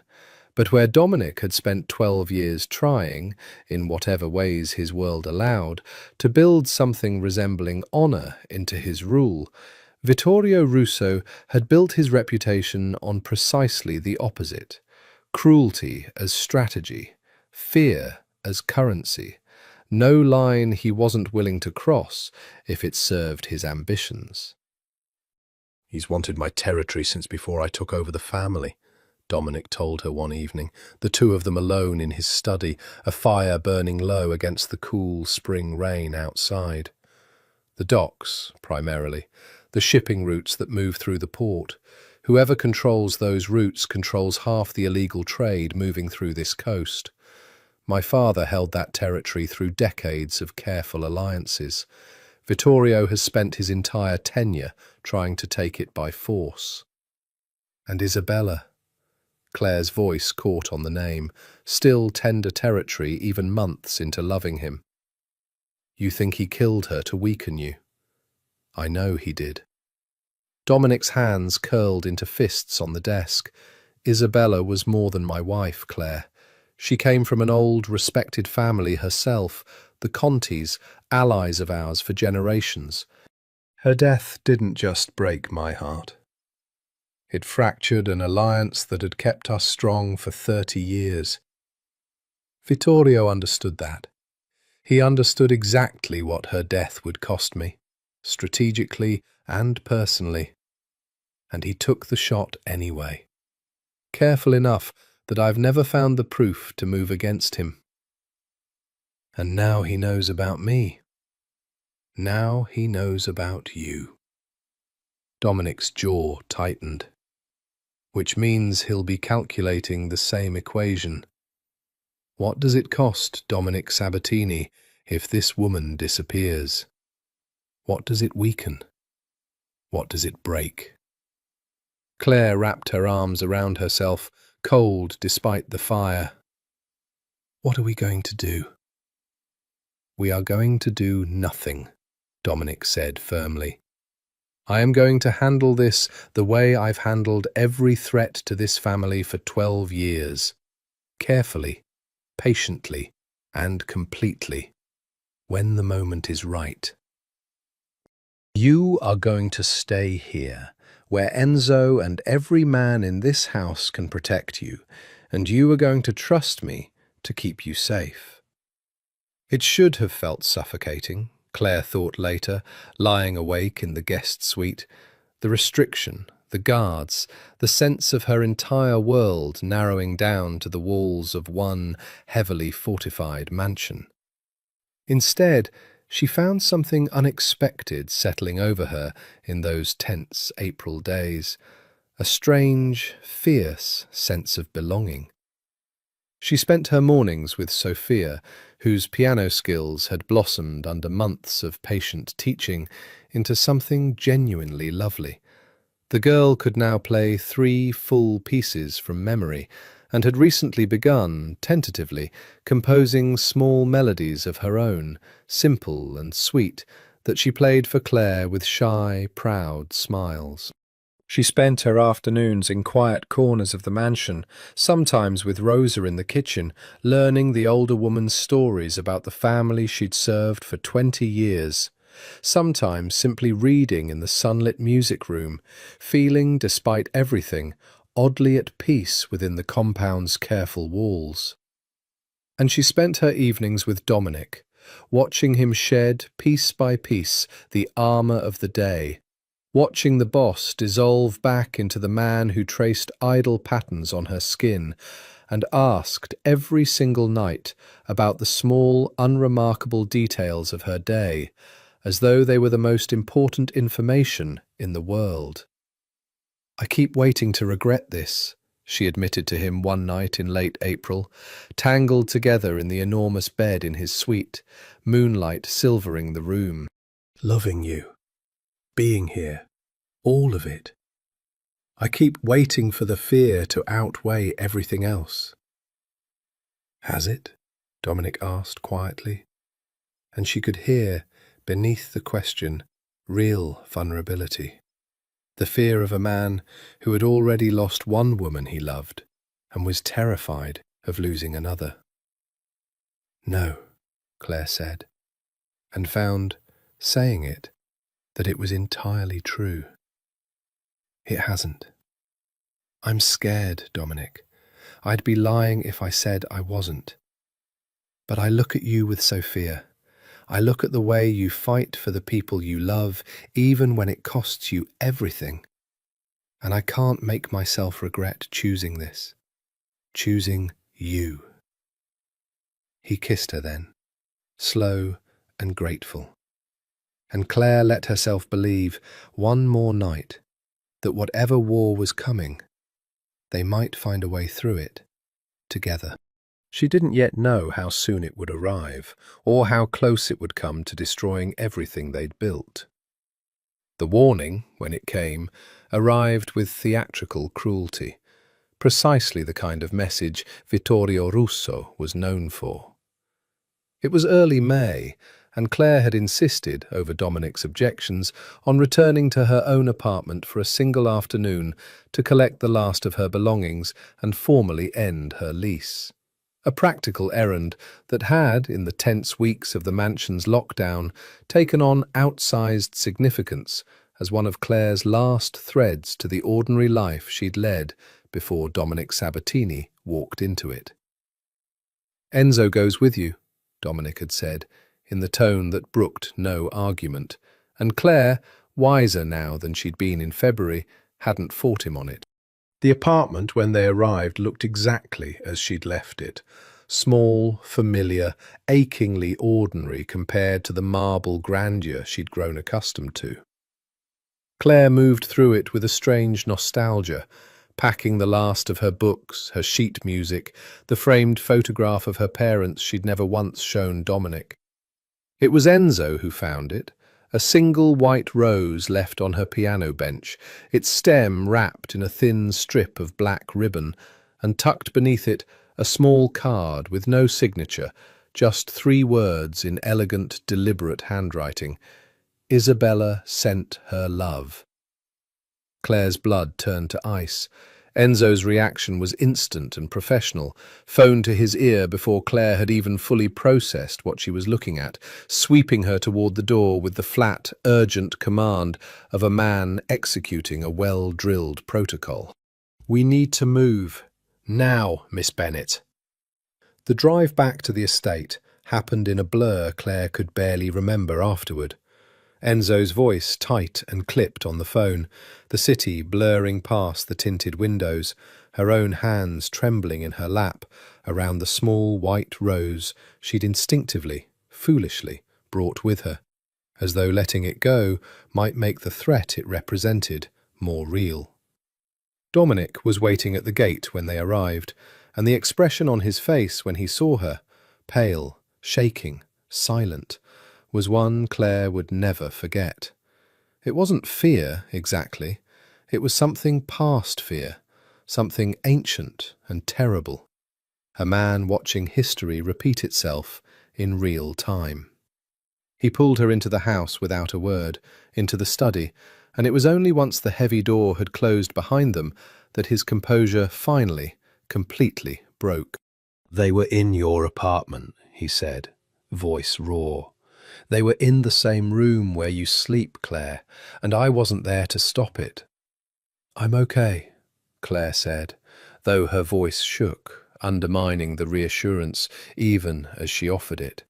"They didn't touch me. It's just a rose, a message." "It's not just a message."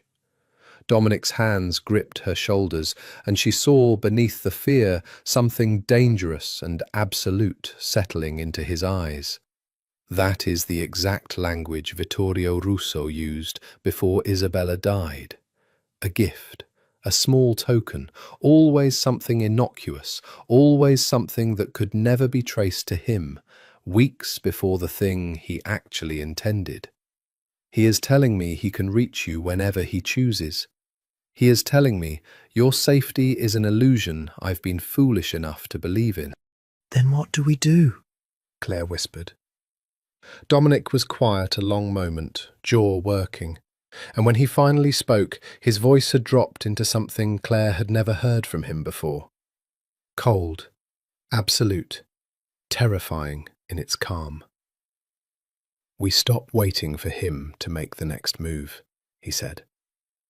"I have spent months trying to handle this the careful way, the way that avoids a war none of us can fully control. But I will not lose you the way I lost her. I will not spend the rest of my life wondering if I could have prevented it, if I'd simply acted sooner." He cupped her face, thumbs brushing away tears she hadn't realized were falling. "I need you to stay inside these walls, Claire. Completely. No exceptions, not even for an afternoon, until this is finished. Can you do that for me?" "Yes," Claire said without hesitation, "whatever you need." He kissed her forehead, held her against his chest for a long moment, and when he finally spoke again, it was to Tony, who had appeared silently in the doorway sometime during their conversation. "Get me everything we have on Russo's movements this week," Dominic said, voice flat and lethal. "Every warehouse, every meeting, every mistress he keeps on the side. I want to know his life better than he knows it himself. And Tony," his grey eyes went hard as flint, "tell the men we're done waiting." Claire stood frozen in the study, the small white rose still clutched in her trembling hand, and understood, with a certainty that settled cold and absolute in her chest, that whatever careful peace they'd built over the past 5 months was about to end, and that the man she loved was about to become someone she'd never seen before.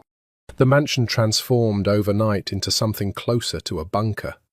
Guards Claire hadn't seen before appeared at every entrance, doubling and then tripling in number. Enzo barely left her sight, a constant, silent shadow, even within the supposed safety of the house's walls. Dominic disappeared for hours at a time into meetings behind the closed east wing door, the door Claire had never been permitted through, and now understood, with a chill, likely housed the darker machinery of his business. She rarely saw him during the day that week. When she did, he was changed, harder, colder, moving through the house with the coiled tension of a man perpetually one provocation from violence. It frightened her, this version of him, and yet Claire found herself unable to look away from it either, understanding on some level that this was the man who had survived 12 years at the head of a criminal empire, the man whose ruthlessness had kept his daughter safe and his enemies at bay, the armour beneath the tenderness she'd fallen in love with. It was Sophia, in the end, who reminded her that the tenderness hadn't disappeared, only gone quiet, folded away beneath the necessary weight of the moment. "He still comes to say good night," the girl told Claire one evening, the two of them curled together on Sophia's bed while Claire read aloud from a book of fairy tales. "Even when he's really busy, even when he looks tired like he does now, he still comes." "He said—" Sophia paused, working to remember the exact words. "He said, no matter what happens in the world outside my door, inside it, I will always be his whole heart. He says that every single night." Claire felt her own heart crack a little at the words, at the fierce, quiet devotion beneath the frightening armour Dominic had built around himself that week. She found him later that night in his study, the same room where they'd first met, hunched over a desk scattered with maps and photographs she made a point not to look at too closely, dark circles beneath his eyes testifying to days without proper sleep. "You should rest," she said softly from the doorway. Dominic looked up, and for a moment the exhausted human weight of everything he was carrying showed plainly on his face before he could smooth it away. "I can't. Not until this is finished." Claire crossed the room, and without asking permission, gently closed the folder he'd been studying, took his hand, and pulled him up from the desk. 5 minutes, she said. Just 5 minutes where you're not the boss of a criminal empire at war. Just Dominic. He didn't resist. He let her lead him to the leather sofa against the far wall, let her pull him down beside her, let her wrap her arms around him the way he so often wrapped his around her, and for a long moment the most powerful man in the city simply sat, head bowed against her shoulder, breathing unsteadily, allowing himself, for perhaps the first time all week, to be held rather than to hold. "I'm so tired," he admitted, voice muffled against her collarbone, quieter and more raw than she'd ever heard it. "I've been fighting this fight my whole life, Claire. Since I was 23 years old and buried my father and inherited a war I never asked for. I thought, for a while, that Isabella might be the thing that let me lay down some of the weight. And then I lost her, and I told myself I'd carry it alone forever, that it was safer that way, that loving anyone again was simply handing the Russos another weapon to use against me." "And now?" Claire asked softly, running her fingers through his dark hair.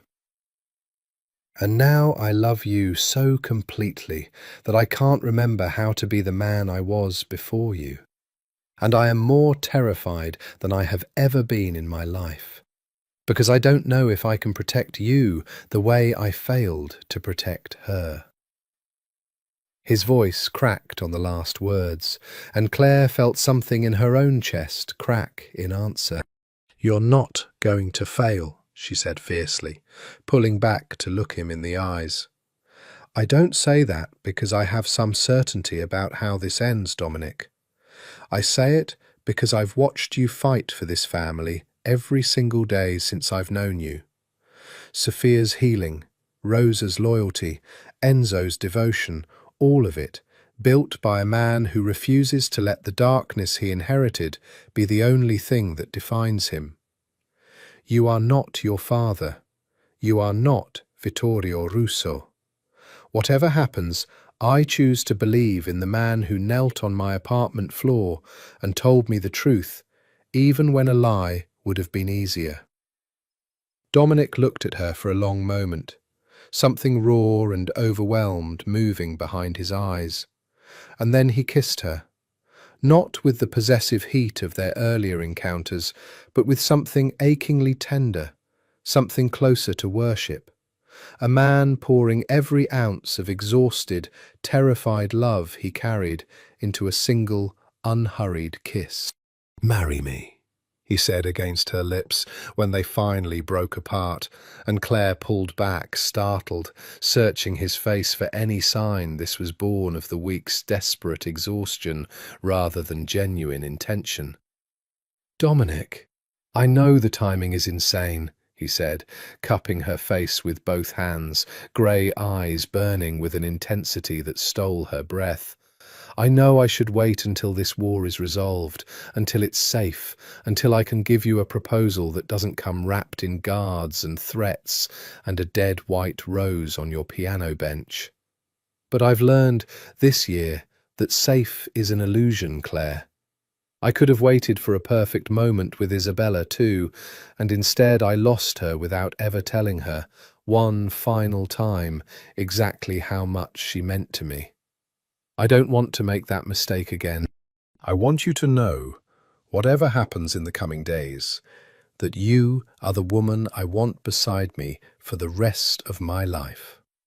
Not despite the darkness, not in spite of who I am, because somehow, impossibly, you've made me believe I can be better than the man my world tried to make me." Claire stared at him, tears gathering hot and sudden in her eyes. The enormity of the moment, the danger surrounding them, the love blazing between them, the impossible, terrifying, beautiful question hanging in the air, settling over her like something both unbearably heavy and unbearably right. "Ask me again," she whispered, "when this is over. When Vittorio Russo can't touch either of us anymore. Ask me then, and I'll say yes, with my whole heart, unafraid." "Then I will end this war," Dominic said, voice hardening back into the lethal certainty she'd glimpsed all week, faster than I ever intended to, "so I can ask you properly, the way you deserve." He kissed her once more, fierce and promising, and Claire felt, beneath the fear still coiled tight in her chest, the unshakable certainty that whatever came next, she would face it standing beside this man, armor, darkness, and all. The attack came 3 nights later, in the deepest hour before dawn, and Claire would spend years afterward remembering it only in fragmented, adrenaline-soaked pieces.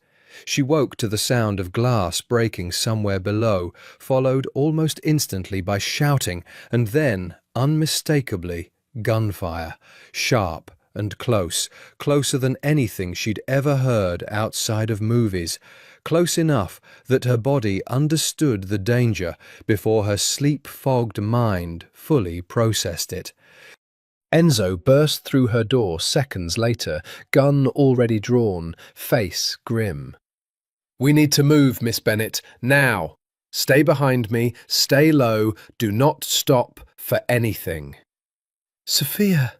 Claire's heart seized with terror for the little girl down the hall. "Already secured, moving to the safe room. Go, now!"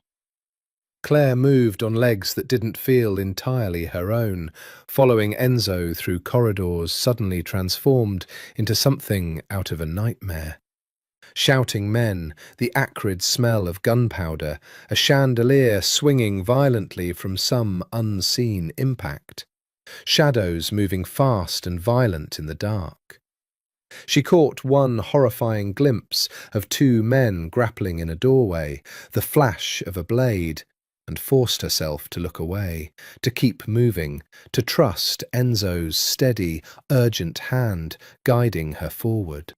The safe room, when they reached it, was a windowless chamber behind a section of the study's bookshelves that Claire had never once suspected existed. Reinforced walls, a bank of security monitors, and Sophia, already there, small and terrified, curled into Rosa's protective embrace. "Miss Claire!" Sophia launched herself across the room the moment Claire entered, and Claire caught her, held her fiercely, feeling the girl's small body trembling against her own. "You're safe," Claire whispered into her hair, though her own voice shook with the lie of certainty she didn't feel. "You're safe, sweetheart. I've got you." The heavy door sealed behind Enzo with a pneumatic hiss, and for a long, terrible stretch of minutes, the four of them sat in tense silence, watching the security monitors flicker with grainy footage of the battle unfolding through the mansion's halls. Men Claire recognized as Dominic's, and men she didn't, exchanging gunfire in the marble corridors that hours before had seemed like the safest place in the world. "Where's Papa?"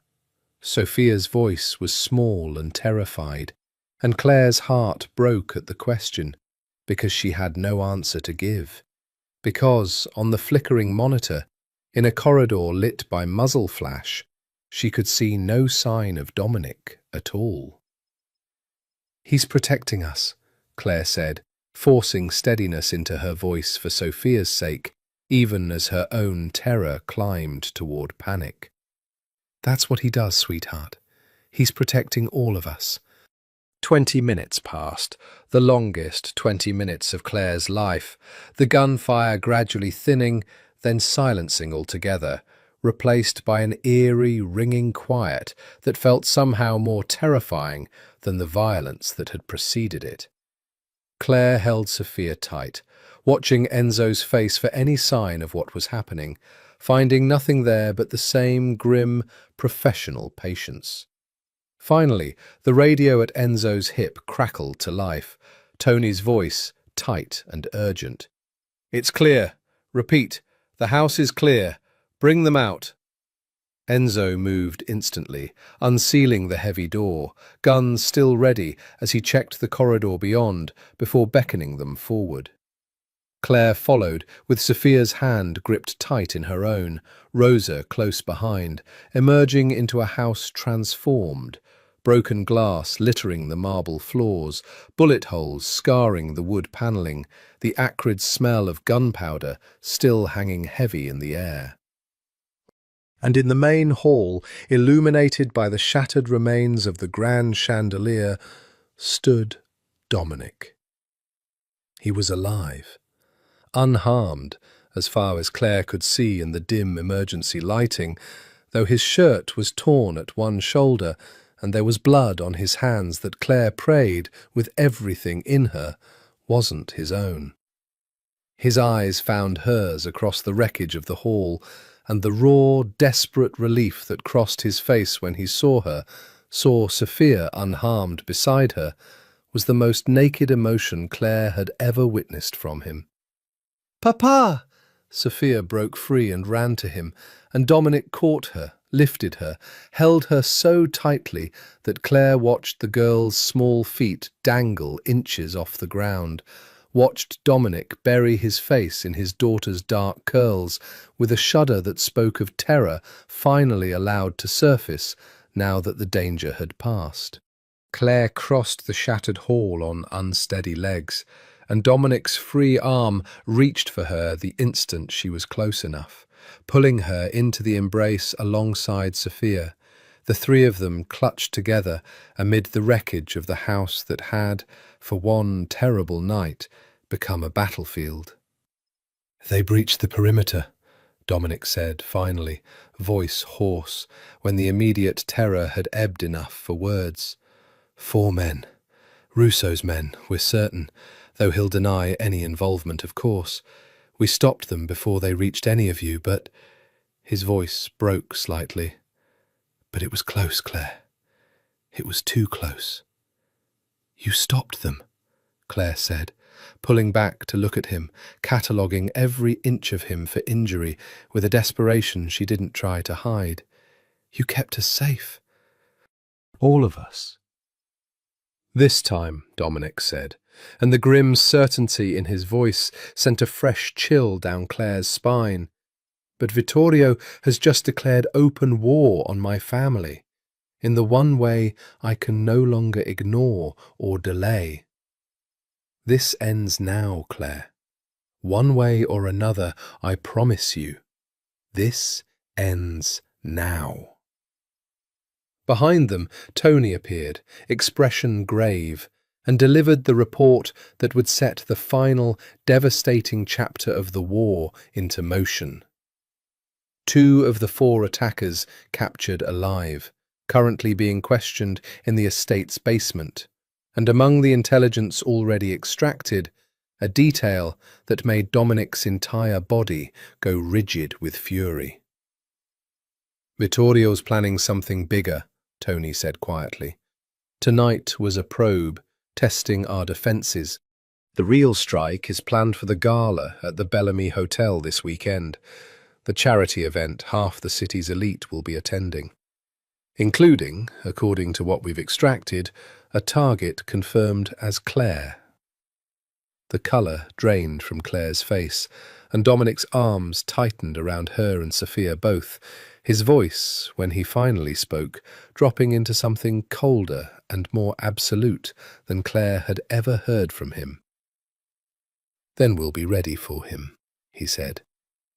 "And this time, Vittorio Russo will learn exactly why my family has survived 50 years in a business that kills weaker men in 5. The 5 days between the breach and the Bellamy Hotel Gala passed in a blur of tense preparation, the mansion transformed into a war room where Dominic, Tony, and a rotating cast of grim-faced men Claire had never met planned with a precision that both terrified and, strangely, reassured her.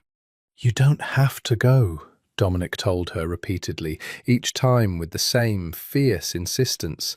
"I can send you somewhere safe, out of the city entirely until this is finished. And let Vittorio Russo believe he's succeeded in making me disappear from your life through fear alone." Claire shook her head, steadier now than she'd felt in days, some new resolve having settled into her bones since the night of the breach. "No, Dominic, I won't hide. If Sophia can find the courage to play piano in a house that terrifies her some days, I can find the courage to walk into a gala beside the man I love." In truth, the decision terrified her more than she let Dominic see. But beneath the fear ran something else, something that surprised her with its ferocity, a fierce, protective anger on behalf of the family she'd come to love as her own. A refusal to let a man like Vittorio Russo dictate the terms of her life through violence and intimidation.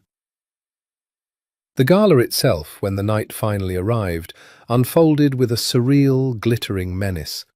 The Bellamy Hotel's grand ballroom transformed into a vision of old-world elegance, crystal and candlelight, and the city's wealthiest, most powerful families gathered in evening wear that likely cost more than Claire's annual teaching salary. All of them, she now understood with new clarity, operating within the same shadow economy Dominic ruled.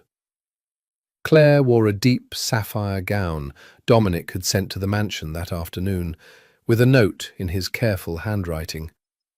"You will be the most beautiful woman in that room, and I will not be able to take my eyes off you, and every man there will know, without a single word exchanged, exactly who you belong to." Beneath the note, a jeweller's box containing a sapphire pendant that matched the dress precisely.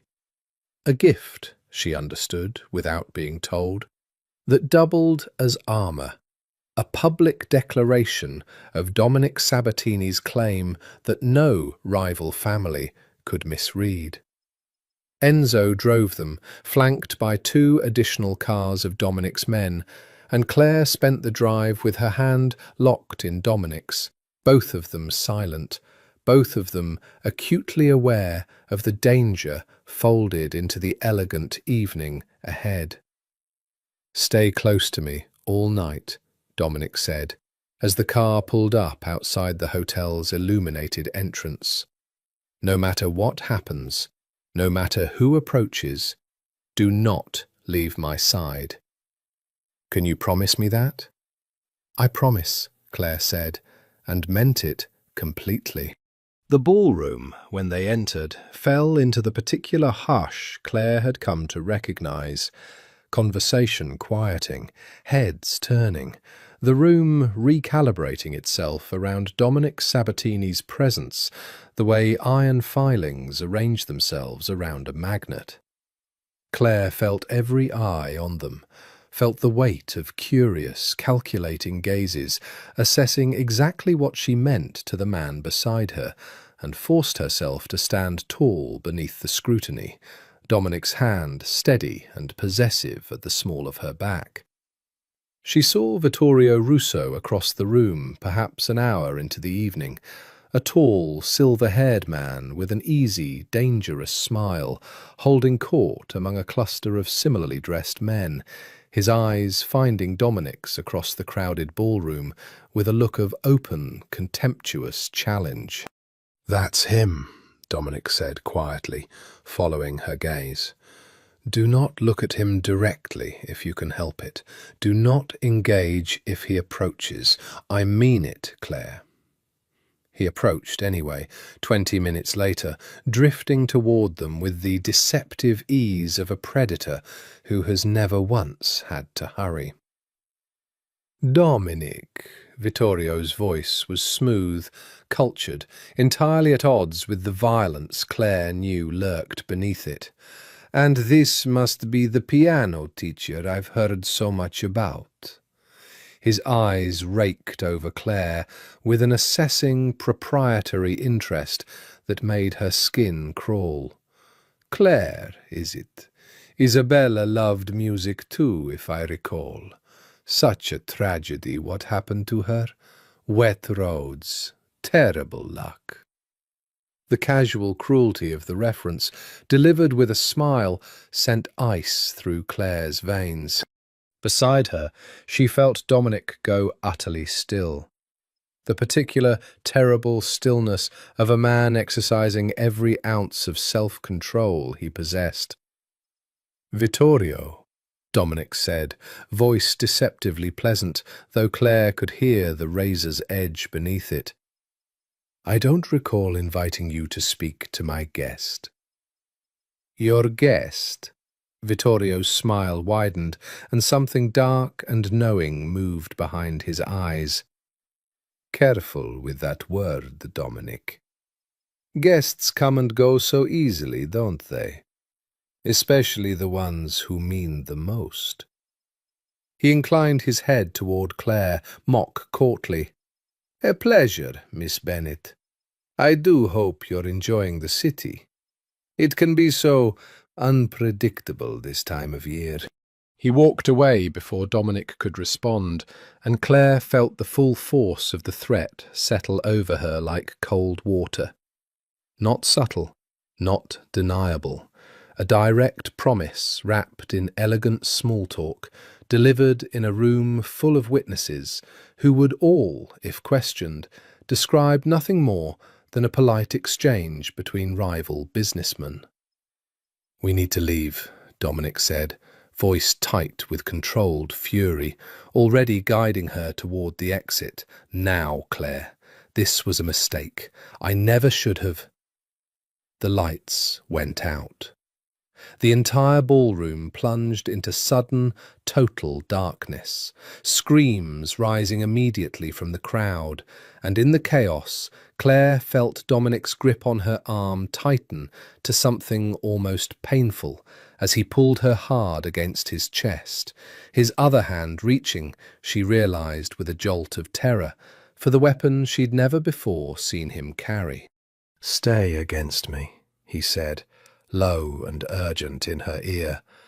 "Whatever happens, stay against me." Emergency lighting flickered on seconds later, dim red emergency bulbs casting the panicked ballroom in hellish light. And through the chaos of fleeing guests, Claire saw them. 3 men moving against the crowd's flow, moving with purpose, moving directly toward where Dominic stood, shielding her with his own body. "Enzo!" Dominic's voice cut through the chaos, and Enzo appeared instantly at their side, weapon drawn, positioning himself as a second wall of protection. "This way," Enzo said, already moving, and Dominic pulled Claire along, half running through the panicked crowd toward a service exit, gunfire erupting somewhere behind them. Not aimed at the fleeing guests, Claire realized with sick clarity, but at Dominic's men, engaging the threat directly to buy their escape. They burst through the service exit into a narrow alley behind the hotel, cold night air a shock after the chaos inside, and Dominic didn't stop moving, didn't slow, pulling Claire toward the waiting car with a grip that would leave bruises she wouldn't notice until the following morning. "Get her out of here," Dominic ordered Enzo, practically throwing Claire into the back seat. "Now, don't stop for anything." "You're not coming." Panic seized Claire's chest as she realized with horror what he intended. "I have to go back," Dominic said, grey eyes burning with a fierce, terrible resolve. "My men are still in there, Claire. I won't leave them to die for a threat that should have been mine to face directly months ago."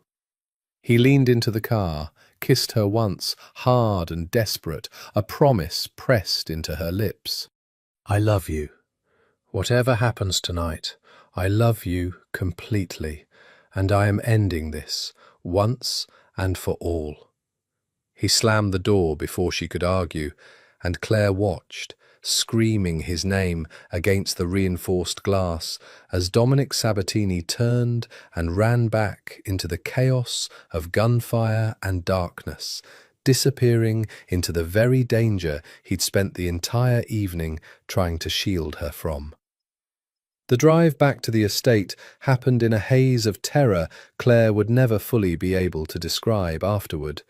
Enzo's jaw locked tight with barely controlled fear of his own, the city blurring past the windows in streaks of light, Claire's hands pressed to her mouth to hold back the sobs threatening to break loose. "He's going to be okay," Enzo said once, gruffly, glancing at her in the rearview mirror. "I've seen him walk out of worse than this, Miss Bennet. He's the best I've ever seen at this." Claire wanted, desperately, to believe him. Instead, she spent the drive replaying every moment of the evening. Vittorio's cruel smile, the sudden darkness, Dominic's desperate kiss through the car window, unable to shake the horrifying premonition that she had just watched the man she loved walk toward the exact fate that had claimed his wife. Sophia was awake when they arrived, curled anxiously in Rosa's arms in the main hall, and the sight of Claire's tear-streaked face sent the girl running toward her with a wail of pure fear. "Where's Papa? Miss Claire, where's Papa?" Claire had no honest answer to give, and so she did the only thing she could, gathered Sophia into her arms and held her, both of them trembling, and waited. The waiting stretched into hours that felt like years. Claire sat in the study, Sophia eventually falling into an exhausted, fitful sleep against her shoulder. Rosa, hovering nearby with a rosary clutched in trembling hands, murmuring prayers in Italian that needed no translation for Claire to understand their desperate plea. Near 4 in the morning, the sound of cars on the gravel drive sent Claire's heart into her throat, and she was on her feet instantly, careful not to wake Sophia as she laid the sleeping girl on the study sofa and rushed toward the front hall. The front doors opened, and for one horrifying, endless second, Claire couldn't tell from the men filing through, grim, blood-spattered, exhausted, whether Dominic was among them at all. Then she saw him. He was alive. Standing, moving under his own power, though favouring one side, a dark stain spreading across his shoulder that told her with cold certainty that he'd been shot. His face, when he saw her, transformed instantly from grim, controlled exhaustion into something raw and overwhelmed with relief. Claire. Her name left him like a prayer, and she crossed the hall at a run, catching him just as his legs seemed to genuinely consider giving out beneath him, holding him upright with a strength she didn't know she possessed. "You're hurt," she said, hands fluttering over him, finding the wound at his shoulder, the blood soaking through his ruined shirt. "Dominic, you're hurt. We need to get you to a hospital." "No hospitals." His voice was rough with pain and exhaustion, but the command in it held firm even now. "Doctors already on the way, one we trust. Hospitals ask questions we can't afford to answer tonight." He cupped her face with his uninjured hand, grey eyes searching hers with desperate intensity. "You're safe. Sophia?" "Asleep in the study. Safe. We're both safe." Claire's voice broke on the words, tears finally spilling free now that the terror of the unknown had resolved, at least, into the manageable reality of his injury. "What happened? Vittorio Russo," Dominic said, and something dark and final moved across his exhausted face. "Will never threaten this family again." The words carried a weight Claire didn't fully want to examine, not that night, not with him bleeding and swaying on his feet in front of her. She simply helped him to a chair, held his hand through the doctor's arrival and the careful extraction of the bullet, held it through his hissed breaths of pain and the low, steady stream of reassurance she kept whispering, unable to stop herself, throughout the entire ordeal. "You're going to be okay," she told him, again and again, as much for her own sake as his. "You're going to be okay, Dominic. I've got you." It was nearly dawn by the time the doctor finished, Dominic's shoulder properly stitched and bandaged, painkillers finally dulling the sharp edges of his exhaustion into something softer, more vulnerable. Claire helped him to his bedroom, helped him out of his ruined shirt, and sat beside him on the edge of the bed as the first grey light of morning began to filter through the curtains. "Tell me what happened," she said softly. "All of it. I need to know, Dominic. I can't keep loving you in fragments and silences." He was quiet a long moment, staring at his own bandaged shoulder, and when he finally spoke, his voice carried an exhaustion that went far deeper than the physical wound. "We found him in the hotel's private study, trying to slip out during the chaos he'd orchestrated," Dominic said. "My men had already neutralized his crew, 2 dead, the rest captured. When I found him, he was alone, and he knew exactly what that meant." A muscle ticked in his jaw. He didn't deny Isabella, Claire, not at the end. He told me himself, laughed about it actually, told me it had been almost too easy, that a woman in a car on a wet road never stood a chance. Claire's stomach turned at the casual cruelty of it, understanding with sudden clarity Exactly what expression must have crossed Dominic's face in that moment, exactly what had happened next. "I didn't plan to kill him tonight," Dominic said quietly. "I told myself walking back into that hotel that I would capture him, extract a confession through proper channels, end this the way my father would have, methodically, with witnesses, with the appearance of restraint that keeps other families from moving against you out of fear of retaliation." His hand, resting on the blanket, curled into a fist. But when he laughed about Isabella, when he described in detail exactly how satisfying it had been to watch my wife's alliance crumble along with her body, his voice broke, raw and terrible. "I lost 12 years of careful control in about 4 seconds, Claire. I put a bullet in Vittorio Russo's head myself, with my own hand, and I have never once, in all my years in this life, felt as certain of anything as I felt in that moment." Claire sat frozen, processing the confession, the enormity of what he was telling her, that the man beside her, bandaged and exhausted and achingly tender in this quiet dawn light, had ended a human life mere hours ago, and felt, by his own admission, no regret in the doing of it. "Are you going to be safe now?" she asked, finally, because it was, in the end, the only question that mattered. "Is it over?" "The Russo organization is fractured without him," Dominic said. "His lieutenants will fight amongst themselves for control, which buys us time, likely years, before any of them consolidate enough power to threaten us again. It's not perfect.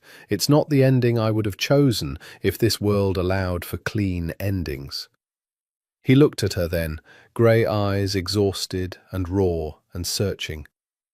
"But you're safe, Claire. Sophia's safe. That's the only ending I was fighting for tonight." Claire looked at this man, dangerous, wounded, undone, capable of a violence that should have terrified her, and instead, in this moment, only made her love him with a fierceness that frightened her more than any darkness he carried, and leaned down to press a kiss to his forehead, gentle as absolution. "Then rest," she whispered. "It's over. You kept us safe. Rest now, Dominic." He was asleep within minutes, exhausted past the point of dreams, and Claire sat beside him through the rising dawn, watching him breathe, holding vigil over the wounded, dangerous, beloved man who had burned his own carefully built world to the ground rather than lose her the way he'd lost Isabella. Understanding, with a clarity that settled deep into her bones, that she had chosen, completely and irrevocably, to love him anyway.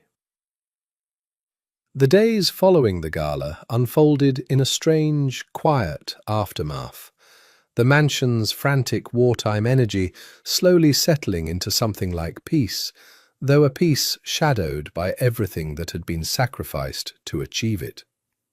Dominic healed slowly, his shoulder confined to a sling for the first week, his usual coiled energy dampened by pain and the particular exhaustion of a man who had crossed a line he could never uncross. Claire watched him move through those days with new eyes. Still the same controlled, formidable man she'd fallen in love with, but marked now by a rawness he no longer bothered hiding from her, a willingness to be seen in his exhaustion and grief that felt like its own kind of intimacy. "Do you regret it?" she asked him one evening, the two of them alone in the music room, Dominic seated at the piano bench, though his injured shoulder kept him from playing, simply resting his good hand on the closed lid. "No," he said, without hesitation, and then, more quietly, "I regret that it was necessary. I regret the 12-year-old boy I once was, who wanted nothing more than to be a musician or an architect or anything at all other than what my father built me to become. I regret that Sophia will grow up in a world where her father has blood on his hands that will never fully wash clean. He looked at Claire, grey eyes steady despite the vulnerability in them. But I do not regret protecting you and Sophia. I would make the same choice 1,000 times over, Claire. And I think that says something about the man I am that you deserve to sit with honestly before you decide what kind of future you want beside me. Claire crossed the room and sat beside him on the bench, resting her head against his uninjured shoulder. "I've already decided," she said softly. "I decided the night you knelt on my apartment floor and told me the truth instead of a comfortable lie. Everything since then has just been me learning how deep that decision goes." "And how deep does it go?" Dominic asked, voice rough with something that sounded almost like disbelief that she was still here, still choosing him after everything she'd witnessed. "All the way," Claire said simply. "I love you, Dominic.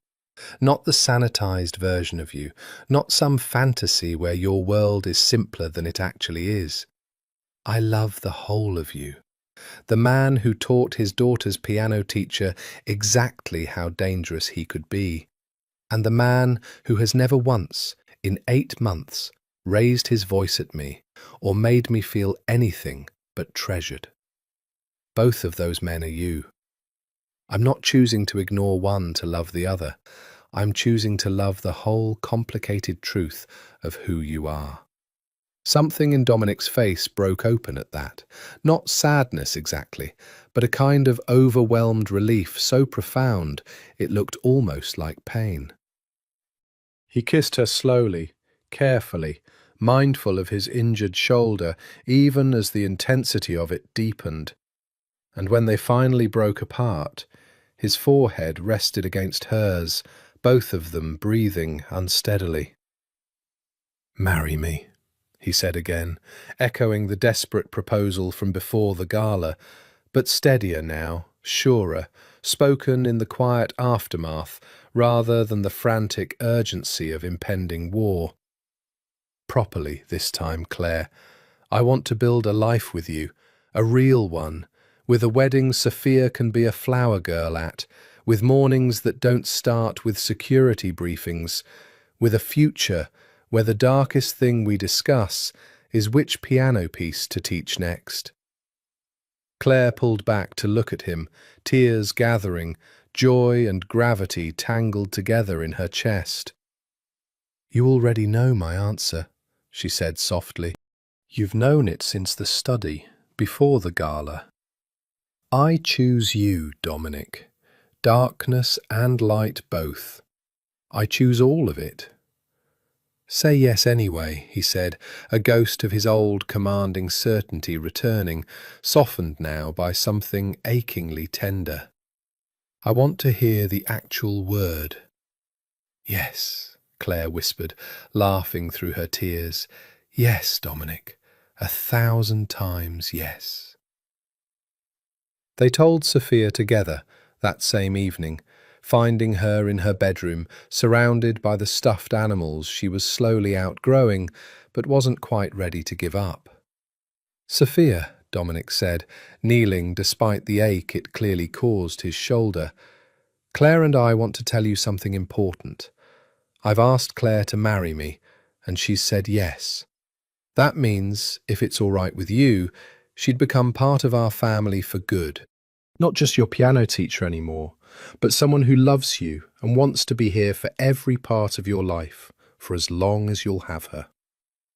Sophia's dark eyes went wide, moving between her father's hopeful face and Claire's, and for one heart-stopping moment, Claire feared some complicated grief might surface, guilt over loving someone new, some sense of betrayal to her mother's memory. Instead, Sophia launched herself off the bed and into both of their arms at once, small and fierce and entirely certain. "Does this mean Miss Claire gets to stay forever?" she asked, muffled against Claire's shoulder. Not just for lessons. Forever, forever. Forever, forever, Claire confirmed, voice thick with emotion, meeting Dominic's eyes over the top of Sophia's dark curls, finding there the same overwhelming tenderness she felt herself. Good, Sophia said, with the simple, absolute certainty only children possess. I think Mama would like her. I think Mama would say she made the piano happy again. And she made you happy again too, Papa. I've seen it. Dominic's composure, so carefully rebuilt over the difficult weeks, cracked entirely at his daughter's words, and Claire watched this dangerous, powerful, formidable man dissolve into quiet tears, holding his daughter and his fiancée both, surrounded by stuffed animals and fading evening light, more thoroughly undone by love than she suspected he'd ever let himself be since Isabella's death. She would, he managed finally, voice thick. She would like her very much. The weeks that followed brought a version of life Claire had never quite dared imagine possible for herself, not despite the strangeness of her new world, but somehow, remarkably, because of it.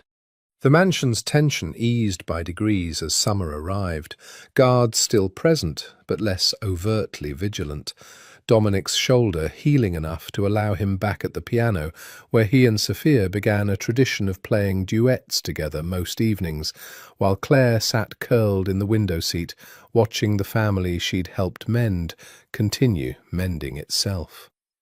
Tony visited more openly now, no longer arriving with the grim urgency of wartime, but with an ease that suggested, slowly, a return to something like normal operations, whatever normal meant for a criminal empire in relative peacetime.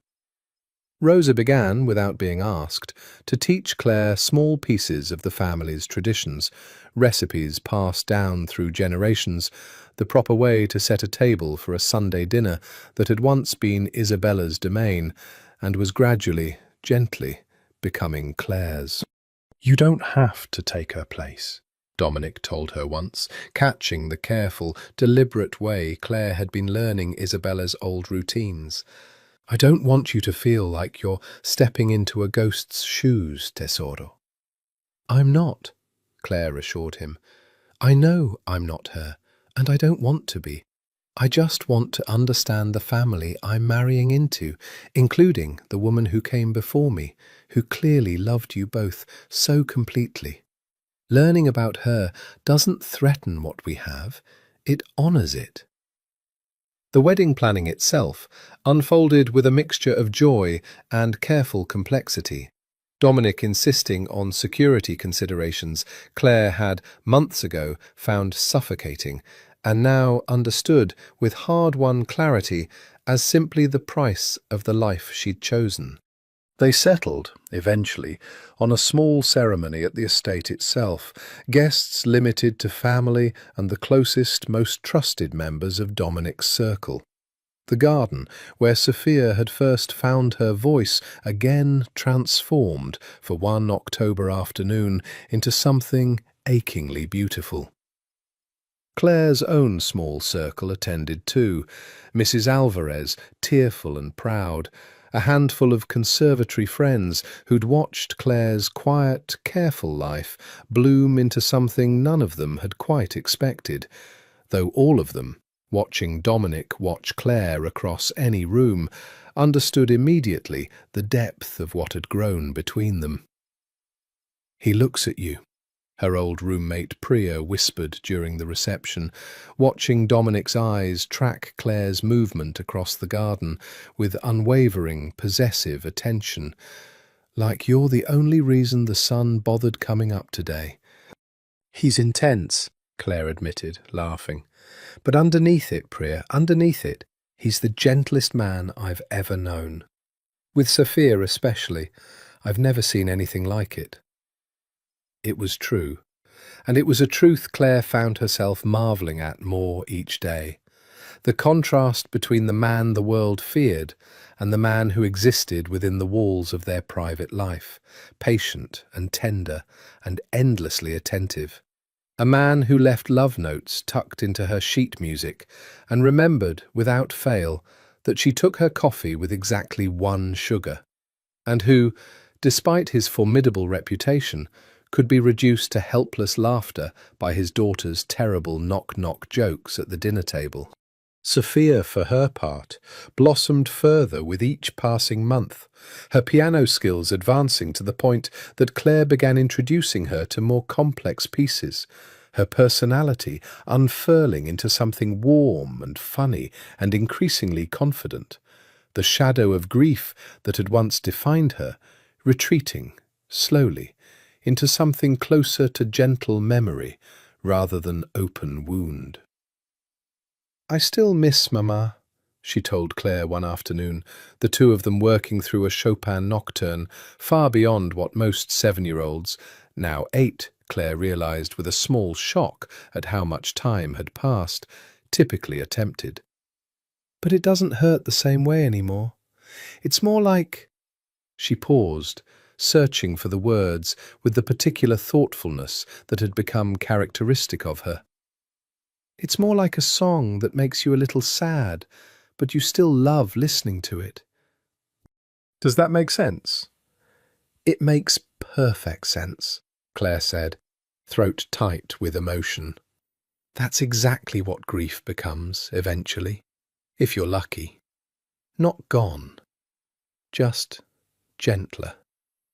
She thought, watching Sophia's small hands find their way through the nocturne's aching melody, of her own parents, of the 26 years of careful, guarded living she'd built in the aftermath of losing them, and understood, with sudden clarity, that Dominic and Sophia hadn't just given her a family to belong to.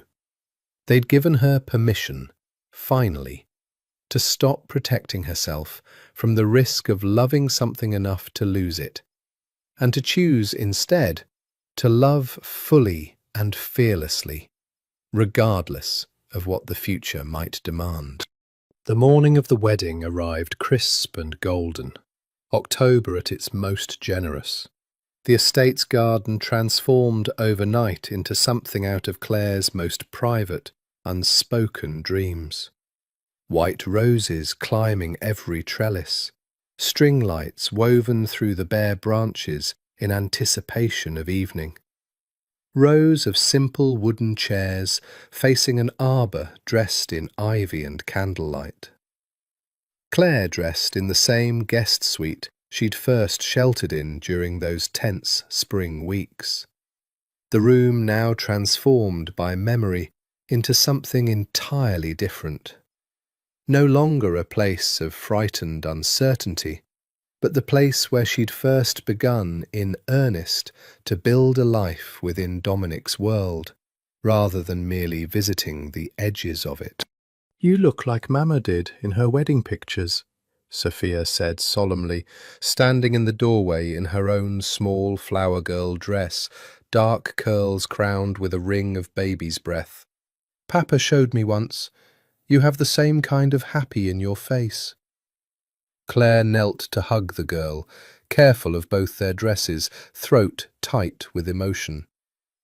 "That's the nicest thing anyone's ever told me," she said softly.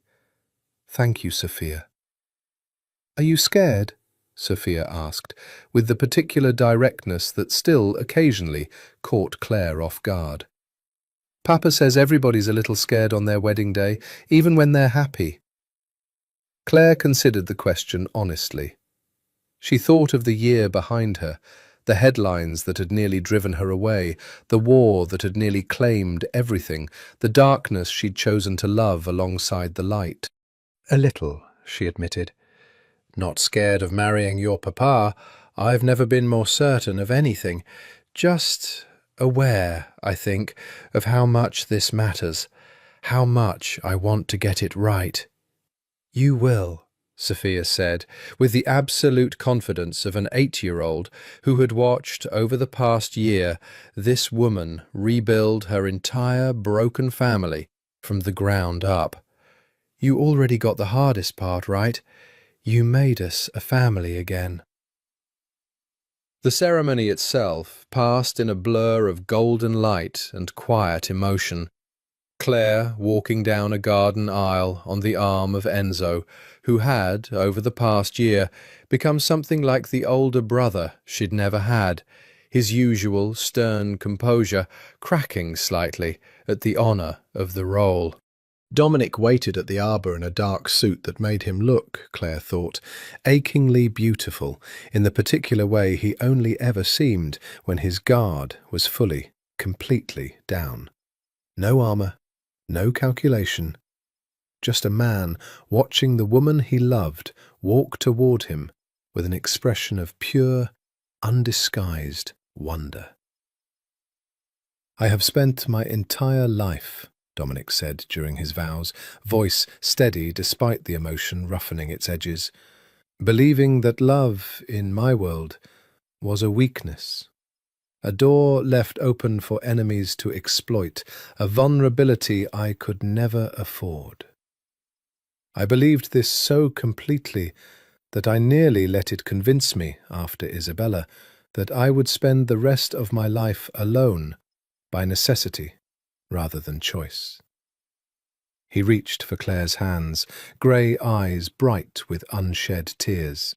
"You taught me I was wrong, Tesoro. You taught me that love isn't a door left open for enemies. It's a door left open for exactly this. For a daughter who learned to speak again.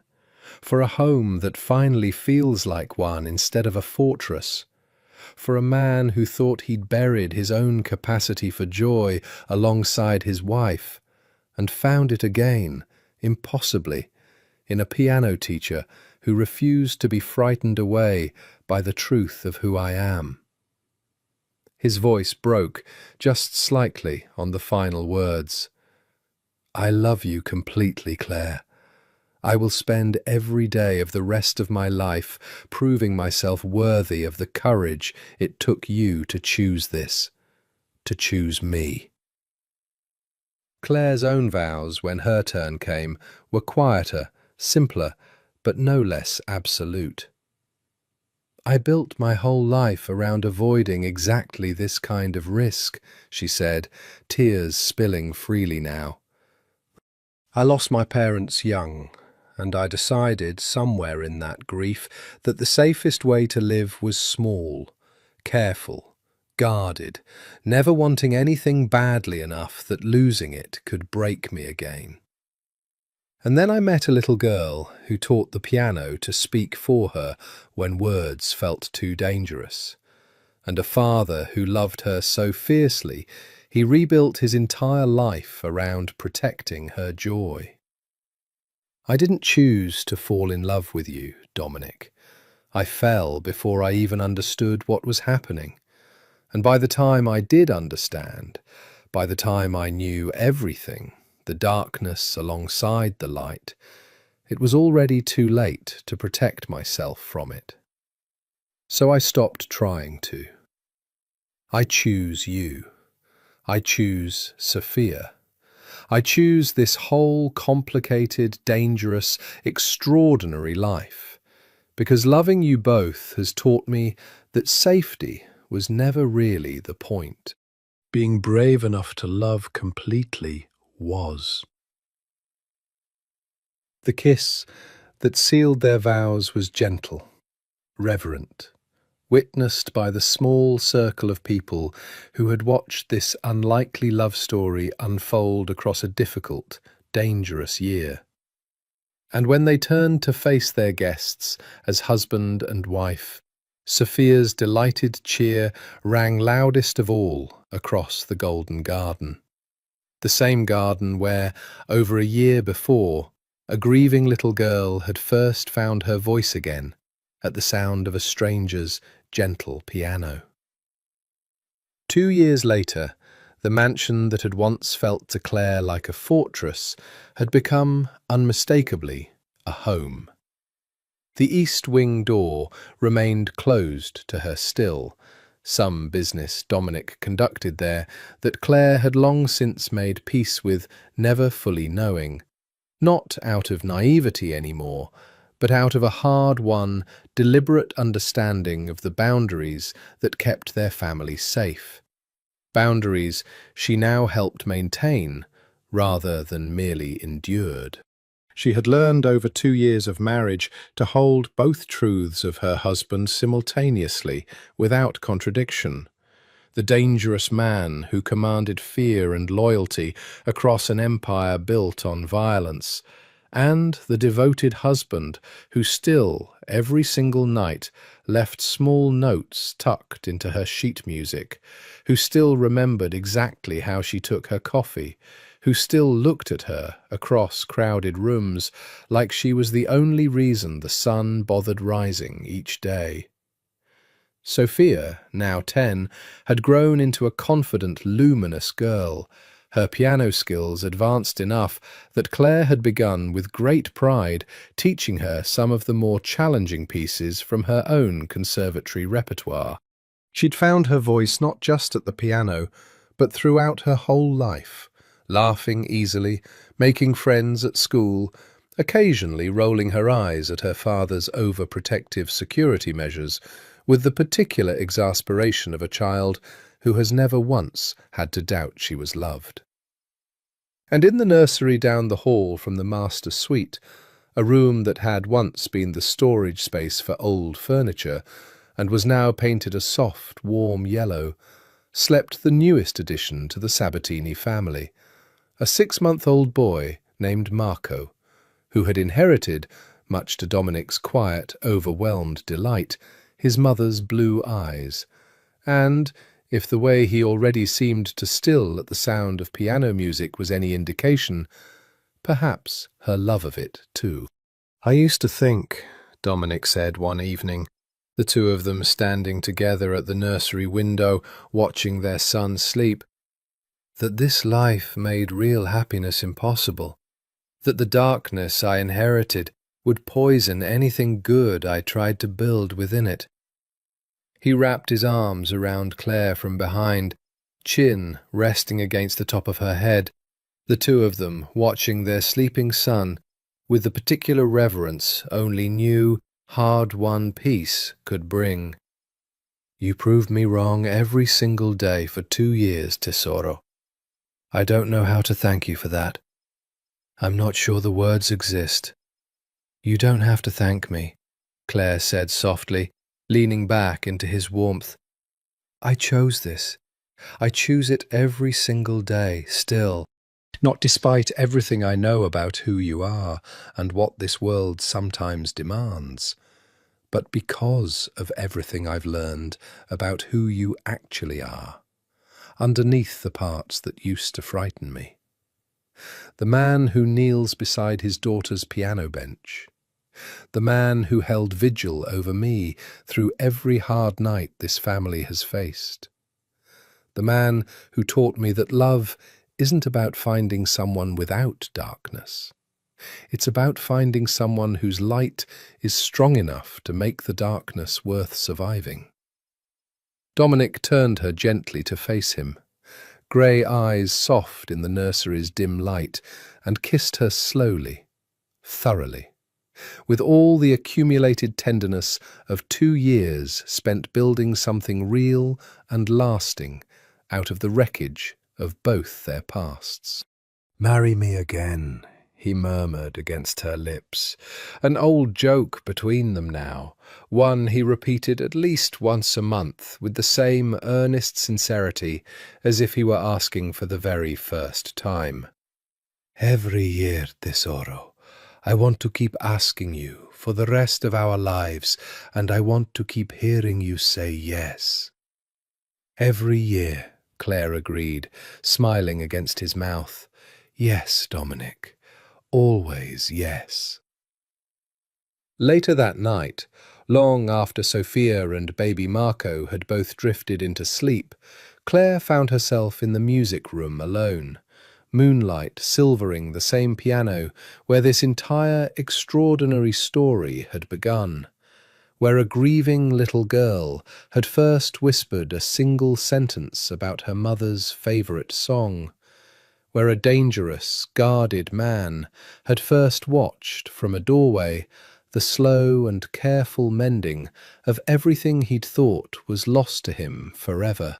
She sat at the bench, and without quite deciding to, began to play Claire de Lune, the same wandering, moonlit melody that had first drawn Sophia out of her silence over 3 years before, that had first cracked open something tender and unguarded in Dominic's carved, controlled face, that had, in its own quiet way, become the soundtrack to the family they'd built together against every reasonable expectation of how a story like theirs should end.